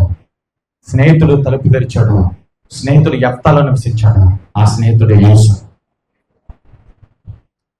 దేవుడు యెఫ్తాలో నివసించాడు. యెఫ్తాకి దేవుడు తోడై ఉన్నాడు. యెఫ్తాను గురించి రాబడి యెఫ్తా పరాక్రమము కలిగిన బలాఢ్యుడు. యెఫ్తా దేవుని ఆత్మ జ్ఞానం కలిగిన వాడు. యెఫ్తా తన బ్రతుకుతుండగా తనతో పాటు కొంతమంది అనుచరులను సిద్ధపరిచాడు. దేవుని కోసము, దేవుని సేవ కోసము, దేవుని సంఘము కోసము ఒక టీంని ప్రిపేర్ చేశాడు. అపాయం వచ్చింది, శత్రువులు వచ్చారు. శత్రువులు దాడి చేయబోతూ ఉండగా ఆ శత్రువు దాడి నుంచి విడిపించడానికి కావలసిన బలాఢ్య కలిగిన వారు అవ్వలేదు. హల్లెలూయా. గ్రామస్తులందరూ కూడా మీటింగ్ పెట్టుకున్నారు. దేవుని ఆత్మ కలిగిన వాడు యెఫ్తా, దేవుని తోడు కలిగిన వాడు యెఫ్తా. యెఫ్తా తప్ప మరొకరు మనకు సహాయం చేయమని ఏ ఇంటి వారు త్రోసేశారు. ఆ ఇంటి వారు అందరూ, ఆ గ్రామస్తులందరూ, ఆ పెద్దలందరూ యెఫ్తా దగ్గరకు వచ్చి 3 విషయాలు వేడుకున్నారు. నీ ఎడల చేసింది తప్పే, దాన్ని మనసులో పెట్టుకోవద్దు. రెండోది, నువ్వు ఇప్పుడు మా దగ్గరికి వచ్చి మమ్మల్ని పరిపాలించు, శత్రువుల చేతుల నుంచి మమ్మల్ని విడిపించు. అడిగారండి. త్రోసివేయబడిన చోటే నీకు మరలా దేవుడు విందుని సిద్ధపరుస్తున్నాడు. నెట్టివేయబడిన చోటే దేవుడు వారికి ప్రార్థన చేసి ఆశీర్వదకరమైన వ్యక్తిగా నిన్ను మారుస్తున్నాడు. ఎక్కడ నెట్టివేయబడ్డావు, ఎక్కడ త్రోసివేయబడ్డావు, ఎక్కడ కొట్టివేయబడ్డావో అక్కడే దేవుడు నిన్ను గణపరచునుగాక, అక్కడే దేవుడు నిన్ను వాడుకునుగాక, అక్కడే నీ తలన దేవుడు పైకెత్తునుగాక. హల్లెలూయా. యెఫ్తా ఏ ఇంటి నుంచి అయితే వచ్చాడో ఆ ఇంటికి యజమానుడు. ఇంటికే కాదు, తన గ్రామానికి యజమానుడు. శత్రువుల బారి నుండి శత్రువులను తరిమి కొట్టి ఆ ఇశ్రాయేలు ప్రజలందరికీ కూడా న్యాయాధిపతిగా ఉన్నాడు అక్కడ. ఏమండి, నీ పరిస్థితి ఎలా ఉన్నా, ఇప్పుడు అవమానం ఉందేమో, ఇప్పుడు కష్టం ఉందేమో, ఇప్పుడు నీ పరిస్థితి కడచివరి పరిస్థితి, చిట్ట చివరి పరిస్థితి, ఊగిటలాడుతున్న స్థితి నీ జీవితంలో ఉండొచ్చు. తలుపు కొట్టండి, స్నేహితుడు వస్తాడు. తలుపు కొట్టండి. వాగ్దానం చేసిన దేవుడు నమ్మదగిన వాడు. నీ జీవితంలో స్నేహితుడు వాగ్దానం నెరవేరుస్తాడు. హల్లెలూయా. యెఫ్తాని దేవుడు లేపాడండి. చదువు తల్లి చెప్పండి. యెఫ్తాని దేవుడు లేపాడు. హల్లెలూయా. మనం చూస్తాం లోకసువార్త 11:6 ప్రయాణం చేసి వచ్చిన స్నేహితుడు. ఓకే, ప్రయాణం చేసి వచ్చిన స్నేహితుడు ఎవరో మనమే. ఈ లోక ప్రయాణంలో, ఈ లోక పోరాటాల్లో, ఈ లోక పద్ధతుల్లో ప్రయాణం చేసి మనుషులను ఆశ్రయించి, రాజులను ఆశ్రయించి, అధికారులను ఆశ్రయించి, ప్రభుత్వాన్ని ఆశ్రయించి ఎక్కడా సహాయం లేక కుప్పకూలిపోయిన స్థితిలో మనం ఉన్నాం. హల్లెలూయా. నువ్వు ఎక్కడెక్కడ ప్రయాణం చేసావు? నీ ప్రయాణంలో ఎంతమంది దగ్గరికి వెళ్ళావు నాకు తెలియదు. ఈ రోజున యూటర్న్ తీసుకుని నీ ప్రార్థన గదులకు వచ్చి యేసయ్య తలుపు కొట్టగలిగితే నీ కోసం వేచి ఉన్నాడు స్నేహితుడు. నువ్వు వస్తావని ఎదురు చూస్తున్నాడు స్నేహితుడు. డోర్స్ ఓపెన్ అయిపోతున్నాడు. హల్లెలూయా. గట్టిగా. అక్కడ 11:6 లోకసువార్త 11:6 ప్రయాణం చేసి వచ్చిన స్నేహితులు మనమే. ఓకే, చదువు తల్లి చెప్పండి. పక్కన కేకలు వేసిన స్నేహితులు అని కూడా రాసుకోవచ్చు. ప్రయాణం చేసి ఏం చేయాలో తెలియక, ఎక్కడికి వెళ్ళాలో తెలియక తలుపులు కొట్టాడండి, కేకలు వేసాడండి. స్నేహితుడా, ఈరోజు యేసయ్యా పిలుస్తారా? ఆ రోజున గుడ్డి భర్తమై నోరు మూసుకో అని జనులన్నా నోరు ఇంకా బాగుగా తెరిచాడండి. హల్లెలూయా. యేసయ్య దాటిపోతే మరలా ఈ సమయం వస్తుందో రాదో తెలియదు కనుక ఎవరు ఎలా ఆటంకపరిచినా రక్షకుని నేను దాటించుకోను, రక్షకుని నన్ను దాటిపడి వెళ్ళిపోతానికి నేను ఒప్పుకోను. ఎంతమంది అభ్యంతరపరిచినా దావీదు కుమారుడా యేసు యేసు కనికరించు. హల్లెలూయా. నేను ఒకటి చెప్తా, నువ్వెన్ని బంధకాల మధ్య ఉన్న ఊరంతా నీ మీద ముఖమూడుగా నీ మీద నిలబడిన, నేను ఎంచివేయాలని చూసిన కూలిపోయి ఉన్న స్థితిలో నువ్వు యేసు అని పిలవగలిగితే ఆయన నేను లేపే శక్తి మాత్రం. హల్లెలూయా. గుడ్డి భర్తమే పెద్ద పెద్దగా కేకలేశాడు. యేసయ్యకి వినపడింది, ఆగిపోయాడు, స్వస్థత వచ్చింది, చూపు పొందాడు, ఆనందించాడు. అద్భుతం జరిగింది. యేసయ్యని పిలిచేటప్పుడు సిగ్గుపడద్దు. యేసయ్యని పిలిచేటప్పుడు కులాలు, అహాలు, భావాలు అడ్డురాకూడదు. అలా అడ్డొచ్చేలాకైతే నువ్వు క్రైస్తవుడిగా మారటమే వేస్ట్. అలా యేసయ్య దగ్గర కులం ఉండదు, యేసయ్య దగ్గర మతం ఉండదు, యేసయ్య దగ్గర వర్గం ఉండదు. ఆయన దగ్గరికి వచ్చిన ప్రతి ఒక్కరిని ఆయన చేర్చుకుంటాడు. ఈ రోజున కులాల సేవలు ఎక్కువైపోయాయి, మతాల సేవలు ఎక్కువైపోయాయి.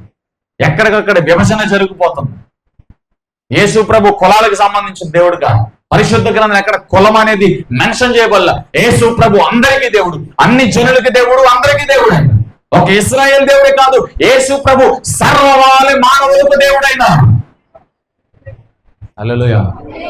చరిత్రలో చెప్పండి, సర్వ మానవాళికి యేసు దేవుడు. నమ్మితే నిత్య జీవం, నమ్మకపోతే, నేను మొన్న యూట్యూబ్లో చిన్న వీడియో పెట్టాను. హల్లెలూయా. యేసు ప్రభు బోన్లో నిలబడి జడ్జి గారు అడుగుతారు కదా, హల్లెలూయా, ఏంటి నేను చేసి నేరం అంటే పక్కన ఉన్నాడు అడుగుతాడు. ఈయన మా గ్రామాల్లోకి వచ్చి, మా పట్టణాలకు వచ్చి బోధలు చేస్తున్నాడు, బలవంతంగా మత మార్పిడి చేస్తున్నారని చెప్పి ఆరాధన ఏఐ వీడియో అనమాట. నాకెవరో పెడితే అది బాగుంది కదని చెప్పి నా ఛానల్లో పెట్టుకున్నది. హల్లెలూయా. పక్కన ఈ బోన్లో నుంచి యేసు ప్రభు చెప్తాడు, హల్లెలూయా, బలవంతంగా మతం ఎవరు మార్చరు, నేను ఇప్పుడు చెప్తున్నాను, నువ్వు మతం మారిపోతావా అని. ఒక సబ్బు కంపెనీ వాడు సబ్బు తయారు చేసినప్పుడు, ఇదిగో ఈ సబ్బు వాడితే ఇన్ని బెనిఫిట్స్ వస్తాయి, ఈ సబ్బు వాడితే ఎంత గ్లోగా ఉంటాం అని చెప్పి సబ్బు తయారు చేసిన కంపెనీ సబ్బు గురించి ఎక్స్ప్లెయిన్ చేస్తుంది. ఆ సబ్బు వాడటం వల్ల వచ్చే బెనిఫిట్స్ గురించి ఎక్స్ప్లెయిన్ చేస్తుంది. అలాగే నా ప్రజలు సర్వ సృష్టికి వెళ్ళి నన్ను నమ్ముకుంటే వచ్చే ఆశీర్వాదాలు ప్రకటిస్తున్నారు, దాంట్లో తప్పేముంది అన్నాడు యేసయ్య. హల్లెలూయా.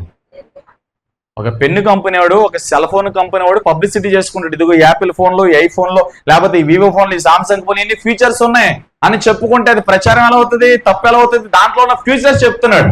హల్లెలూయా. యేసు అనే నిజమైన స్నేహితుడు నమ్ముకుంటే ఏమొస్తుంది? హల్లెలూయా. ఏమొస్తుంది? ఆదరణ వస్తుంది, క్షమాపణ వస్తుంది. వీటన్నిటికి మించి ఒకే ఒక్క మాట చెప్పమంటే నిత్య జీవం వస్తుంది. ఎందుకంటే ఆయనలోనే జీవం ఉంది, ఆ జీవమే మనకు వెలుగు ఉంది. ఓకే, హల్లెలూయా. చేరేతలే చెప్పండి, యేసులో తప్ప ఎవరిలో ఈ జీవాన్ని కనుగొన్నాం, ఒక్క యేసులోనే నిత్య జీవం ఉంది. నేను ఆశీర్వాదము, అద్భుతము, స్వస్థత, సూచిక ఇవి చెప్పను కానీ అసలు యేసు ప్రభువుని నమ్ముకోండి, ఏంట్రయ్యా మన కొరికేదంటే నిత్య జీవం. ఆయనలో జీవం ఉంది, ఇంకా ఎక్కడ ఈ జీవం మనకు దొరకదు. అందుకే యేసు ప్రభువుని ఎందుకు నమ్ముకోవాలంటే నిత్య జీవం కోసం నమ్ముకోండి. ఏ వ్యక్తి అయితే నిత్య జీవం కోసం యేసు ప్రభువుని నమ్ముకుంటాడో ఆ వ్యక్తి అవసరతలన్నీ దేవుడు తీరుస్తాడు. ఓన్లీ అవసరతలకి, అద్భుతాలకి, స్వస్థతలకు నువ్వు యేసు నమ్ముకున్నావు అనుకో, హల్లెలూయా, నిత్య జీవాన్ని కోల్పోతావు, నిత్య జీవం రాదు. నిత్య జీవం కోసం నువ్వు నమ్ముకున్నావు అనుకో అన్నీ వస్తాయి. ఈ విషయాన్ని మర్చిపోవద్దు. హల్లెలూయా. చెల్లితల్లి చెప్పండి. ఇప్పుడు చిన్న ఎగ్జాంపుల్ చెప్పాలంటే, ఏదైనా ఒక వస్తువు కొంటకి నువ్వు వెళ్ళావు, అది ఒక ప్యాక్, ఒక ఫ్యామిలీ ప్యాక్ లాగా పెట్టాడు. హల్లెలూయా. 1 కేజీ పంచదార కొంటాయి, ఏమండి, సబ్బు, పేస్ట్, బ్రష్, నీ ఇంటికి సంబంధించినవన్నీ ఈ ఒక్కటి కొంటే వచ్చేస్తాయి అని చెప్పినప్పుడు నువ్వేది కొంటావు? ఇవన్నీ విడివిడిగా కొంటావా, ఒక్కటి కొంటావా? మీరే చెప్పాలి. అంటే మీకు అర్థమవడానికి ఎగ్జాంపుల్ చెప్తాను. హల్లెలూయా. ఒక్కటి కొంటే నువ్వు విడివిడిగా కొనాల్సిన అవసరం లేదు. ఒక్కటి కొంటే ఇవన్నీ ఫ్రీ. ఈ ఒక్కటి కొంటే ఇవన్నీ వచ్చేస్తాయి, కాబట్టి ఇవన్నీ కొనాల్సిన అవసరం ఏముంది?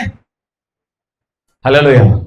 కానీ చాలా మంది ఏం చేస్తుంటారో తెలుసా, ఆ ఒక్కటి వదిలేసి అద్భుతము, స్వస్థత, అది ఇది అంటున్నారు. నువ్వు ఎవరిని కోరుకోవాలి, ఎవరిని చేరుకోవాలి? ఒక్క యేసు దగ్గరకు వస్తే, యేసులో ఉన్న నిత్య జీవాన్ని కోరుకుంటే స్వస్థత వచ్చుద్ది, ఆశీర్వాదం వచ్చుద్ది, దీవెన వచ్చుద్ది, ఆదరణ వచ్చుద్ది, బలం వచ్చుద్ది, అన్నీ వస్తాయి. యేసులో ఉన్న గుప్త నిధి మన సొంతం అవుతుంది. హల్లెలూయా. అదవుతుందా మీకు? యేసును కాదనుకుని గర్భఫలం కావాలి, యేసును కాదనుకుని పెళ్ళి అవ్వాలి, యేసును కాదనుకుని ఆ ఉద్యోగం కావాలి. అంటే ఉద్యోగం కోసం యేసు దగ్గరికి వస్తావా?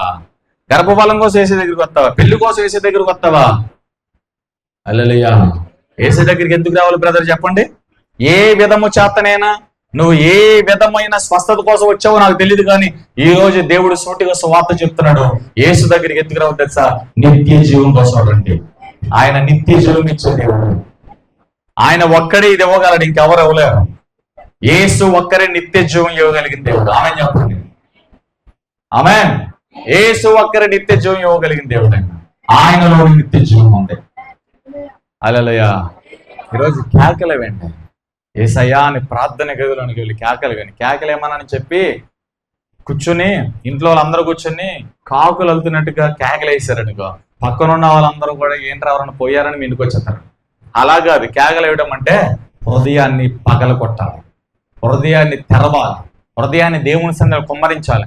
ప్రార్థన అంటే పెద్ద పెద్ద ఎర్రి కేకలు కాదు, హృదయాన్ని కుమ్మరించి విరిగి నలిగిన హృదయంతో దేవుని సన్నిధిలో మనం ప్రార్థన చేయాలి. విరిగి నలిగిన హృదయంతో దేవుని ఆహ్వానించాలి. దేవుడు ఆత్మతో నింపితే అన్య భాషలతో నువ్వు పరిశుద్ధాత్మ దేవుని ఆహ్వానించాలి. ఒకవేళ ఆత్మతో నింపబడక మామూలు సాధారణమైన భాష మాట్లాడితే ఆ తెలుగు భాషలోనే యేసుని ఆహ్వానిస్తే నిన్ను కూడా దేవుడు తన ఆత్మతో నింపి అన్య భాషలతో నింపుతాడు. అడుగు ప్రతి వానికి ఎంతో నిశ్చయముగా పరిశుద్ధాత్మను అనుగ్రహించును. నీ పిల్లలు చేపను అడిగితే పామిస్తావా? గుడ్డుని అడిగితే తేలిస్తావా? మీరు చెడ్డవారి ఉండి మీ పిల్లలకు మంచి ఈవులు ఇస్తున్నారు కదా, పరలోకమందున్న తండ్రి అడుగు ప్రతి వానికి ఎంతో నిశ్చయముగా పరిశుద్ధాత్మ అనుగ్రహించును. అందుకే అడుగుడి ఎక్కువబడును, వెతకుడి దొరుకును, తట్టుడి తెరవబడును. ఆ సమయం ఇదే. ప్రార్థన గదిలోనికి వెళ్ళి తలుపు కొడితే స్నేహితుడు తలుపు తెరుస్తాడు. నీ అక్కర్లు తీర్చే స్నేహితుడు. హల్లెలూయ.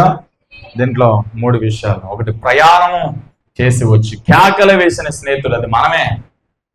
ఈ లోక ప్రయాణంలో కేకలేస్తున్నాం, ఎక్కడెక్కడో కేకలేస్తున్నాం, ఎవరెవరి దగ్గరికి వెళ్ళో కేకలేస్తున్నాం, వాళ్ళ దగ్గరికి వీళ్ళ దగ్గరికి వెళ్ళి కేకలేస్తున్నాం. శాపగ్రస్తులం అయిపోతున్నాం. మనం మనుషులను ఆశ్రయించిన నరుడు శాపగ్రస్తుడే కదా, యెహోవాను ఆశ్రయించిన నరుడు ధన్యుడు కదా. మనం ఎవరి దగ్గరికి కేకలేయాలంటే యేసుని సన్నిధిలో మనం కేకలేయాలి. ఓకే, హల్లెలూయ. తర్వాత లూకా 11:5, లూకా 11:5 రాయండి. లూకా సువార్త 11:5. మంచి మనసు గల స్నేహితుడు. హల్లెలూయ. మంచి మనసు గల స్నేహితుడు ఎవరికి ఉందో మంచి మనసు చెప్పండి. ఈ లోకంలో మంచి మనసును కనుగోలగలమా? చెప్పాలి. ఇది నాకు అవసరం కాబట్టి ఈ పాయింట్ రాయమంటున్నా. మంచి మనసు ఏ మనుషులో చూస్తాం? ప్రతి మనసులో ఏదో ఒక స్వార్థం ఉంటది కదా. ఉంటదా ఉండదమ్మా? చెప్పండి అండి. కొద్దంతా ఉంటదా ఉండదు? ఉంటది. ఏ వ్యక్తి దగ్గరికి వెళ్ళినా అబ్బా ఇంకో పిల్లెత్తి కలిపాను, హల్లెలూయ, చేయలేతలే అయిపోయినాయి, పిల్లలన్నీ అయిపోయినాయి, అవును చేసేద్దలే చెప్పండి. అది గట్టిగా చెప్పండి, బాగా చెప్పండి. మంచి మనసు చెప్పండి, మంచి మనసు అనండి. మంచి మనసు ఇంకా గట్టిగా అనాలి. ఎవరిలో ఉందంటారు ఈ మనసు? మీరే చెప్పండి. యేసయ్యలో ఉందా లేదా? ఎంతమంది నమ్ముతారు? నమ్మిన వారు హల్లెలూయా. మరి మంచి మనసు దగ్గరికి వెళ్తున్నావా? మంచి మనసు యేసయ్యతో మాట్లాడుతున్నావా? చెప్పండి. అర్ధరాత్రి వేళ తలుపు కొట్టి కేకలేస్తే డోర్ తెరిచాడు. మంచి మనసు ఉంది కాబట్టి తెరిచాడు ఆయన. నిన్ను చేర్చుకునే మనసు, నిన్ను ప్రేమించే మనసు, నీ గాయాలు కట్టే మనసు, నేను ఆదరించే మనసు యేసుకు తప్ప మరొకరికి లేదు. కొన్ని సందర్భాల్లో నీ తల్లిదండ్రులే నీ ముఖం మీద తలిపేయచ్చు, నీ బిడ్డలే నీ ముఖం మీద తలిపేయచ్చు. ఒకని తల్లి వానిని ఆదరించినట్టుగా నేను మిమ్మల్ని ఆదరిస్తానన్నాడు. హల్లెలూయ. నేనే మిమ్మల్ని ఓదార్చేవాడని అంటున్నాడు. మిమ్మల్ని ఓదార్చదను, మిమ్మల్ని ఆదరించదను. హల్లెలూయ. చేతులెత్తి చెప్పండి. దావీదు అంటాడు కదా, సియోను దేవుడు నా ప్రార్థనకు ఉత్తరమిచ్చుగాక. హల్లెలూయ. యాకోబు దేవుడు నన్ను ఉత్తరించునుగాక అంటాడు. హల్లెలూయ. సియోను దేవుడు నా ప్రార్థన విని ఉత్తరమిచ్చుగాక, యాకోబు దేవుడు నన్ను ఉత్తరించుగాక. కింద వెంటనే అంటాడు, నా తల్లి తండ్రి నన్ను విడిచును, యెహోవా నన్ను చారదీయును అంటాడు. నా తల్లిదండ్రి నన్ను విడిచినను, యెహోవా నన్ను చారదీయును. విడవటం అంటే ఏదో విడుదల పెట్టను. కొన్ని సందర్భాల్లో మనకంటే ముందు వాళ్ళ వయసును బట్టు ఏదైనా బలంగా బట్టి మనకంటే ముందు వారు నిద్రిస్తే మన ఒంటరివరం అయిపోతాం. తల్లిదండ్రులు కోల్పోయిన వారికి ఆ బాధ, పెయిన్ వాళ్ళకి తెలుసు. హల్లెలూయ. ఎవరు చారదీస్తారు? తండ్రి స్థానాన్ని ఎవరు భర్తీ చేస్తారు? తల్లి వాళ్ళు ఎవరు ఆదిస్తారు? మంచి మనసు కలిగిన స్నేహితుడు యేసు. హల్లెలూయ. అర్ధరాత్రి వేళ వెళ్ళి కేకలు వేస్తే తలుపు తెరిచాడండి. హల్లెలూయ. చెప్పండి, తలుపు తెరిచాడు. లూకా సువార్త 11:8 చూడండి. తలుపులు తెరిచిన స్నేహితుడు అని రాసుకున్నా అక్కడ. తలుపులు తెరిచిన స్నేహితుడు. హల్లెలూయ. తలుపులు తెరిచిన స్నేహితుడు. హల్లెలూయ. చెప్పండి, తలుపులు తెరిచిన స్నేహితుడు. నోరుతో చెప్పండి, తలుపులు తెరిచిన స్నేహితుడు. ఆయన తలుపు తెరిస్తాడు. వెళ్ళి అడిగితే, ప్రార్థన చేస్తే తలుపు తెరుస్తాడు. శూన్యమరాలు వెళ్ళి ఎలీషా దగ్గర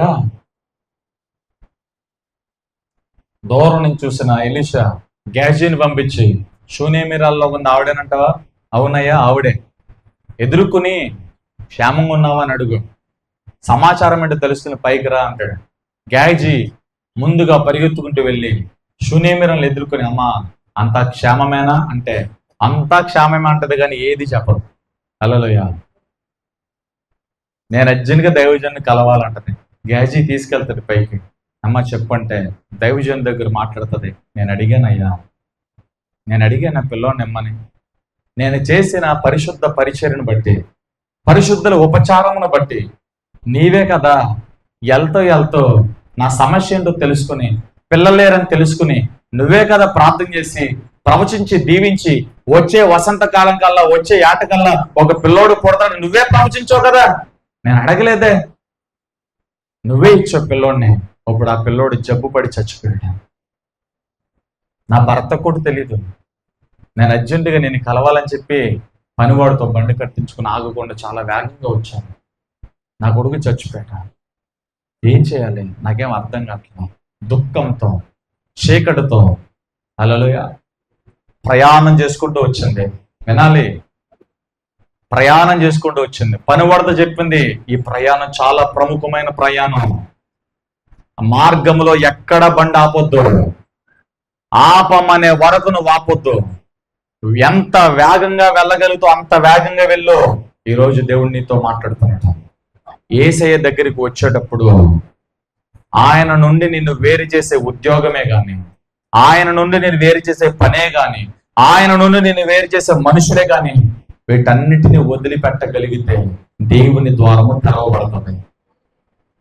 దేవుని వాక్యం ఖచ్చితంగా సెలవిస్తుంది, ఒకడు నాకు స్నేహితుడై ఉండగోరిని తన ప్రాణమును కూడా ద్వేషించి నన్ను ప్రేమించవలను, అతడే నా శిష్యుడు అవుతాడు. హల్లెలూయా. తన ప్రాణమును కాపాడుకోవాలనుకున్నవాడు దాన్ని పోగొట్టుకుంటాడు. నా నిమిత్తం తన ప్రాణాన్ని పోగొట్టుకునేవాడు దాన్ని దక్కించుకుంటాడు. హల్లెలూయా. ఈరోజు దేవుడు నీతో మాట్లాడుతున్నాడు. షూనేమిరాలు చెప్పింది ఖచ్చితంగా, అయ్యా ఆ పనివాడితో చెప్పింది, ఈ ప్రయాణం చాలా ఇంపార్టెంట్, చాలా ప్రయోజనకరమైన ప్రయాణం. నా బిడ్డ చచ్చిపోయాడు. ఈ విషయం నా భర్తకు తెలిస్తే, నా భర్త నామకార్థుడు, అతడు సూర్యచంద్రుడు నక్షత్రాలను పూజించేవాడు, తిథులను నక్షత్రాలను ఆధారం చేసుకునేవాడు. అతనికి కనుక బిడ్డ చచ్చిపోయాడని తెలిస్తే దేవుడు ఎక్కడున్నాడు, దేవుడు ఏమయ్యాడు, దేవుడు ఏం చేశాడని దేవుడి నామాన్ని అవమానిస్తాడు. అందుకే ఈ విషయం నేను నా భర్తకి చెప్పలేదు.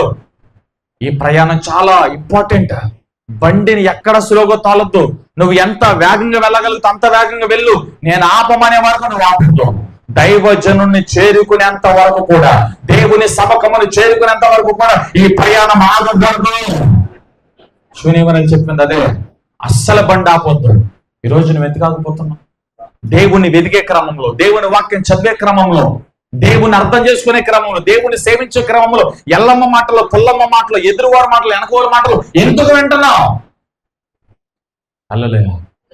నష్టం నీకే జరుగుతుంది. నీ దైవజనుడి కమ్యూనికేషన్ నీకు పోతుంది. దేవునితో కమ్యూనికేషన్, ఆ సహవాసం నీకు పోతుంది. నీ ప్రయాణంలో, నీ వ్యక్తిగత జీవితంలో ఎవ్వరూ రాకూడదు. దేవునికి నీకు మధ్య అది ఉద్యోగమా, ధనమా, అహంకారమా, అధికారం, ఇంకోటి కూడా ఏది ఉండకుండా కాక అది అంటాడు, దేవా నీ ప్రేమలో నుండి నన్ను ఎడబాపు వాడేవాడు. పరలోకంలో ఉండి దేవుని దూత దిగొచ్చిన నీ ప్రేమలో నుండి నన్ను ఎడబాపు వాడేవాడు. హల్లెలూయా. లోకంలో ఎప్పుడు కూడా గుర్తుపెట్టుకో, నీ భక్తిని సన్నగిల్లింప చేసేది, దేవుని నుండి నిన్ను వేరు చేసేది, అది ప్రార్థన జీవితం నుండి కావచ్చు, పరిశుద్ధ జీవితం నుండి కావచ్చు, దైవజనుడి నమ్మకం నుండి కావచ్చు, దేవుని క్రమం నుండి కావచ్చు. ఏ విధము చేతనైనా నువ్వు ఆలస్యం అయిపోయి, లేట్ అయిపోయి, స్లోగా చల్లారిపోయి నీ ప్రయాణంలో వెనక్కి వెళ్ళిపోతున్నావంటే అర్థం ఏంటో తెలుసా? అపవాది కోరలోకి వెళ్ళిపోయావు, అపవాది చేతుల్లోకి వెళ్ళిపోయావు, అపవాది ఉద్దేశాలకు వెళ్ళిపోయావు. ఆలస్యం అయిపోతే ఏమవుతుంది? మరణం అయిపోద్ది. ఆలస్యం అయిపోతే ఏమవుతుంది? సమయం ముగించబడుతుంది. ఆలస్యం అయితే ఏమవుతుంది? దేవుని ఇచ్చిన కృప ముగించబడుతుంది. దేవుని కృపాయుగము, దేవుని కృపాకాలం ముగించబడుతుంది. కృప ముగించబడిన తర్వాత తీర్పు తప్ప, పనిష్మెంట్ తప్ప ఎంత ఏడ్చిన ఉపయోగం లేదు సంగమా. కృప ఉండగానే బ్రతుకుని కట్టుకోండి, కృప ఉండగానే జీవితాన్ని కట్టుకోండి, కృప ఉండగానే నిజ స్నేహితుల దగ్గరికి ప్రార్థించండి. కృపాకాలం ముగించబడిన తర్వాత నిజ స్నేహితుడు ధవల సింహాసనం మీద ఆశీర్వదితాడు. ఆయన చేతిలో న్యాయదండం ఉంది. ఆయన సాక్ష్యం, ఆయన తీర్పు సత్యమే. వాని క్రియలకు తగిన జీతము ఆయన దగ్గర ఉంది. నీతిమంతుడా నీతిమంతునిగా ఉండనేమో, పరిశుద్ధుడా పరిశుద్ధుడిగా ఉండనేమో. నువ్వు ఎలా ఉన్నావు అలాగే ఉంటావు. ఇదిగో నేను త్వరగా మేఘాలునే వచ్చుచున్నాను. ప్రతి వాని క్రియల జీతము నా యొక్క ఉన్నది. జీతం ఇచ్చడానికి నేను రాబోతున్నాను. ఈ భూమికి నేను తీర్పు తెచ్చుకుంటున్నాను అంటది. హల్లెలూయా. శూన్యపురాలు ఎంత గొప్ప మాట చెప్తుందో తెలుసా? ఈ ప్రయాణంలో నువ్వు ఆగకూడదు. నువ్వు ఆగితే ఏమవుతుందో తెలుసా? మరణం ఉంది అక్కడ. మరణం అలాగే ఉండిపోతే. శాపం ఉంది అక్కడ. శాపం అలాగే ఉండిపోతే. సంగమా, హెచ్చరిస్తున్నా, దేవుణ్ణి సేవించేటప్పుడు, యేసయ్యను ఆరాధించేటప్పుడు, ప్రార్థన చేసేటప్పుడు, బాప్టిజం పొందినప్పుడు అన్ని విషయాల్లో కూడా నువ్వు ఒకటి గమనించు. అదేంటో తెలుసా? దేవుని కంటే ఎక్కువగా నేను దేన్ని ప్రేమిస్తున్నానా? నీ హృదయాన్ని నువ్వు చెక్ చేసుకో. దేవుని కంటే ఎక్కువగా నేను దేనైనా ఇష్టపడుతున్నానా? దేవుని సన్నిధి కంటే ఎక్కువగా మనుషులతో సహవాసాన్ని ఇష్టపడుతున్నాను. చూడండి, చాలా మంది చర్చిలో ఉండాలంటే ఇష్టపడరు. ఇళ్ళ కాడ, ఇళ్ళ పక్కల్లో మనుషులతో మాట్లాడాలంటే ఇష్టపడతారు. మీరు పని చేసే కాడ ఎంతసేపు అయినా ఉండగలుగుతారు. మీ ఇళ్లలో మీ చుట్టూ బంధువులతో ఎంతసేపు అయినా మాట్లాడగలుగుతారు. కానీ దేవునితో, దేవుని సన్నిధిలో ప్రార్థన చేయాలంటే చాలా కష్టం. ఏమండి? దేవుని సన్నిధిలో, చర్చిలో సమాజముగా కూడుకుని ప్రార్థన చేయాలంటే కష్టం. హల్లెలూయా. చేయలేదయ్యా. ప్రభుత్వం కొంతమందికి పెన్షన్ ఇస్తుంది, రేషన్ ఇస్తుంది. ఎండలో ఇచ్చిన, వానలో ఇచ్చిన, అర్ధరాత్రి ఇచ్చిన, పొద్దుగోకి నాకు ఇచ్చిన, ఎర్లీ మార్నింగ్ ఇచ్చిన, ఏ సమయానికైతే వాళ్ళు చెప్తారో ఆ సమయానికి వెళ్ళి ఖచ్చితంగా తీసుకుంటారు. మన జీవితంలో అన్నిటికీ సమయాలు ఉంటాయి. మన జీవితంలో అన్నిటికీ ఇంపార్టెన్స్ ఉంటాయి. ఒక్క దేవుని యాత్రలోనే మనకి ఇంపార్టెన్స్ ఉంది. అందుకే మనం దీవించబడిన వారంగా ఉన్నాం. అందుకే ఎవరికి నచ్చిన త్రోవలో వాళ్ళు నడుచుకుంటూ వెళ్ళిపోతున్నాము. దేవుని స్వరాన్ని వింటలేదు. అందుకే దేవుని మహిమను చూడట్లేదు. హల్లెలూయా. Praise the Lord. శూన్యమని చెప్పింది అక్కడ మరణం ఉంది. ఆలస్యం అయితే ఏమవుతుంది? మరణం అంతా ఇక ఏమవుతుంది? మరణం ఇక దాన్ని ఉండిపోతే. ఆలస్యం అవ్వకూడదు. ఎంత వేగంగా వెళ్ళగలిగితే అంత వేగంగా. ఎందుకు తెలుసా? మరణము జీవంగా మారాలంటే మన త్రోవలో ఆటంకాలు ఉండకూడదు, మన మార్గంలో అడ్డంకులు ఉండకూడదు, మన మార్గంలో శత్రువు ఉండకూడదు, మన మార్గంలో స్పీడ్ బ్రేకర్ ఉండకూడదు. యేసు దగ్గరికి వచ్చే ప్రతి మనుషుడు తన హృదయాన్ని పరిశీలన చేసుకోవాలి. దేవుని దగ్గరకు వచ్చినప్పుడు నీలో అపవిత్రత ఉండకూడదు, కామతులంతం ఉండకూడదు, కామాభిలాష ఉండకూడదు, శరీర కార్యాలు ఉండకూడదు, లోకం ఉండకూడదు.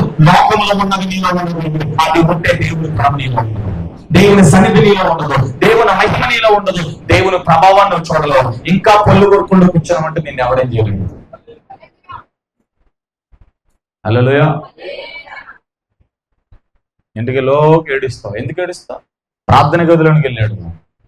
నీ జీవితాన్ని మార్చే దేవుడు. మనుషుల దగ్గరికి వెళ్ళి ఏడుస్తావు, వాళ్ళ దగ్గరికి వెళ్ళి ఏడుస్తావు, వీళ్ళ దగ్గరికి వెళ్ళి ఏడుస్తావు. నువ్వు ఏడ్చిన కాక వాళ్ళని కూడా ఏడిపించావు.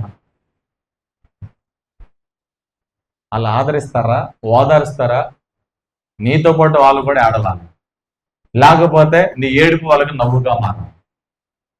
వీళ్ళు దేవుని నమ్ముకున్నారు, అలా అయిపోయారు, ఎలా అయిపోయారు, ఇప్పుడు వచ్చి ఏడుతున్నారు. మొదట్లోనే వీళ్ళు పని పోందని ఈ మాటలు అవసరం అనుకో. శూన్యమరాలు ఎంత జ్ఞానం ఉందో తన భర్తకి చెప్పలేదండి. ఎందుకని తన భర్త ఎందుకు చెప్పలేదు తెలుసా? తన భర్త అటు ఇటు ఉండేవాడు, నామకార్థ క్రైస్తుడు. బిడ్డేడి ఇంట్లో పడుకున్నాడులే, అన్నం పెట్టాను, తిని పడుకున్నాడు, తలుపు తీ, మాకు అతని జోలికి వెళ్ళమా, నీ పనులు చూసుకో, నేను దైవజన్ దగ్గరికి వెళ్ళి వస్తాను. ఎందుకు దైవజనుడు? అవసరం. నేను చెప్పండి, అవసరం. నేను వెళ్ళుట మంచిది, నేను వెళ్తాను దైవజన్ దగ్గరికి, నువ్వు నీ పని చూసుకో, అంతే.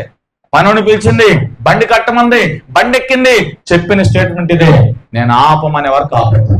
ఎంత వేగంగా వెళ్తావు అంత వేగంగా వెళ్ళు. ఈ మాట ఎప్పుడు కూడా నీ మనసులో స్టాంప్ వేసుకో. దేవుని దగ్గరికి నువ్వు ఎంత వేగంగా వెళ్ళగలుగుతావు, నీ ప్రార్థన గదిలో అంత వేగంగా వెళ్ళు. ప్రార్థన గదులకి వెళ్ళేటప్పుడు ఆలస్యం చేయొద్దు, వాక్యము చదివేటప్పుడు ఆలస్యం చేయొద్దు, దేవుని మందిరానికి వచ్చేటప్పుడు ఆలస్యం అవ్వకూడదు. నువ్వు మందిరానికి వచ్చేటప్పుడు ఎల్లమ్మ పొల్లమ్మ కనపడతారు, వాళ్ళతో సోది. ఆదివారం పూట చర్చికి వచ్చేటప్పుడే చుట్టాలు వస్తారు, వాళ్ళకి మటన్ చికెన్ వండి పెట్టాలి. హల్లెలూయా. ఆదివారం వచ్చేటప్పుడు చూసారా అపవాది ఎంత ట్రాప్ చేస్తాడో మనల్ని. ఆదివారం వచ్చేటప్పుడు, దేవుని సన్నిధికి వచ్చేటప్పుడు, చర్చికి వచ్చేటప్పుడు ఎక్కలేని వాళ్ళు మనకు కనబడతారు. ఎప్పుడు లేని పనులు అప్పుడే వస్తాయి. ఆదివారము వదిలిపెడితే శనివారం నుండి సోమవారం వరకు జ్వరం రాదు, తలనొప్పి రాదు, కాళ్ళనొప్పి రాదు, విరోచనాలు రాదు, పట్టనొప్పి రాదు, ఏది రాదు. శుభ్రంగా తిని అరిగించేసుకుంటాం. ఒక ఆదివారం వచ్చిందంటే ఎక్కలేని మాయిదారు రోగాలని మనలోకి వచ్చేస్తాయి. ఎందుకని దేవుని యొద్దకు నేను రాకుండా ఏం చేస్తుంది? నీ ప్రయాణాన్ని ఏది ఎడబాపుతుంది? దేవుని మహిమను చూడకుండా ఏది ఎడబాపుతుంది? దాన్ని తీసుకుని రాగలిగితే విజయం నీది. దాన్ని దాటుకుని రాగలిగితే దేవుని మహిమను చూస్తాం. హల్లెలూయా. దాటుకుని వచ్చింది, జీవం ఇచ్చే దేవుని దగ్గరికి వచ్చింది, ఎలీషా దగ్గరికి వచ్చింది. దైవజనుడా, నేను అడగల, నా భక్తిని మెచ్చి నువ్వే ఒక వరం ఇచ్చావు, నువ్వే ఒక వాగ్దానం ఇచ్చావు, హల్లెలూయా. బిడ్డనిచ్చావు. ఇప్పుడు ఆ బిడ్డ చచ్చిపోడున్నారు. గ్యాజీని పిలిచి ఈ దండము తీసుకెళ్ళి తన మీద పెట్టు. హల్లెలూయా. ఈవిడ ముందే చెప్పేస్తుంది, అవదయ్యా, నువ్వు వస్తేనే, నువ్వు అడిగి పెడితేనే ఎవరెవరు వచ్చినా అవదాం. నీ జీవితంలోనికి యేసు రావాలి, నీ బ్రతుకును మార్చడానికి యేసు రావాలి, నీ జీవితాన్ని మార్చడానికి యేసు రావాలి. ఆయన కోసం ఎవరైతే తృష్ణగా ఉంటున్నారో వారిని దేవుడు తృప్తిపరుస్తాడు. తృష్ణ అంటే ఆశ.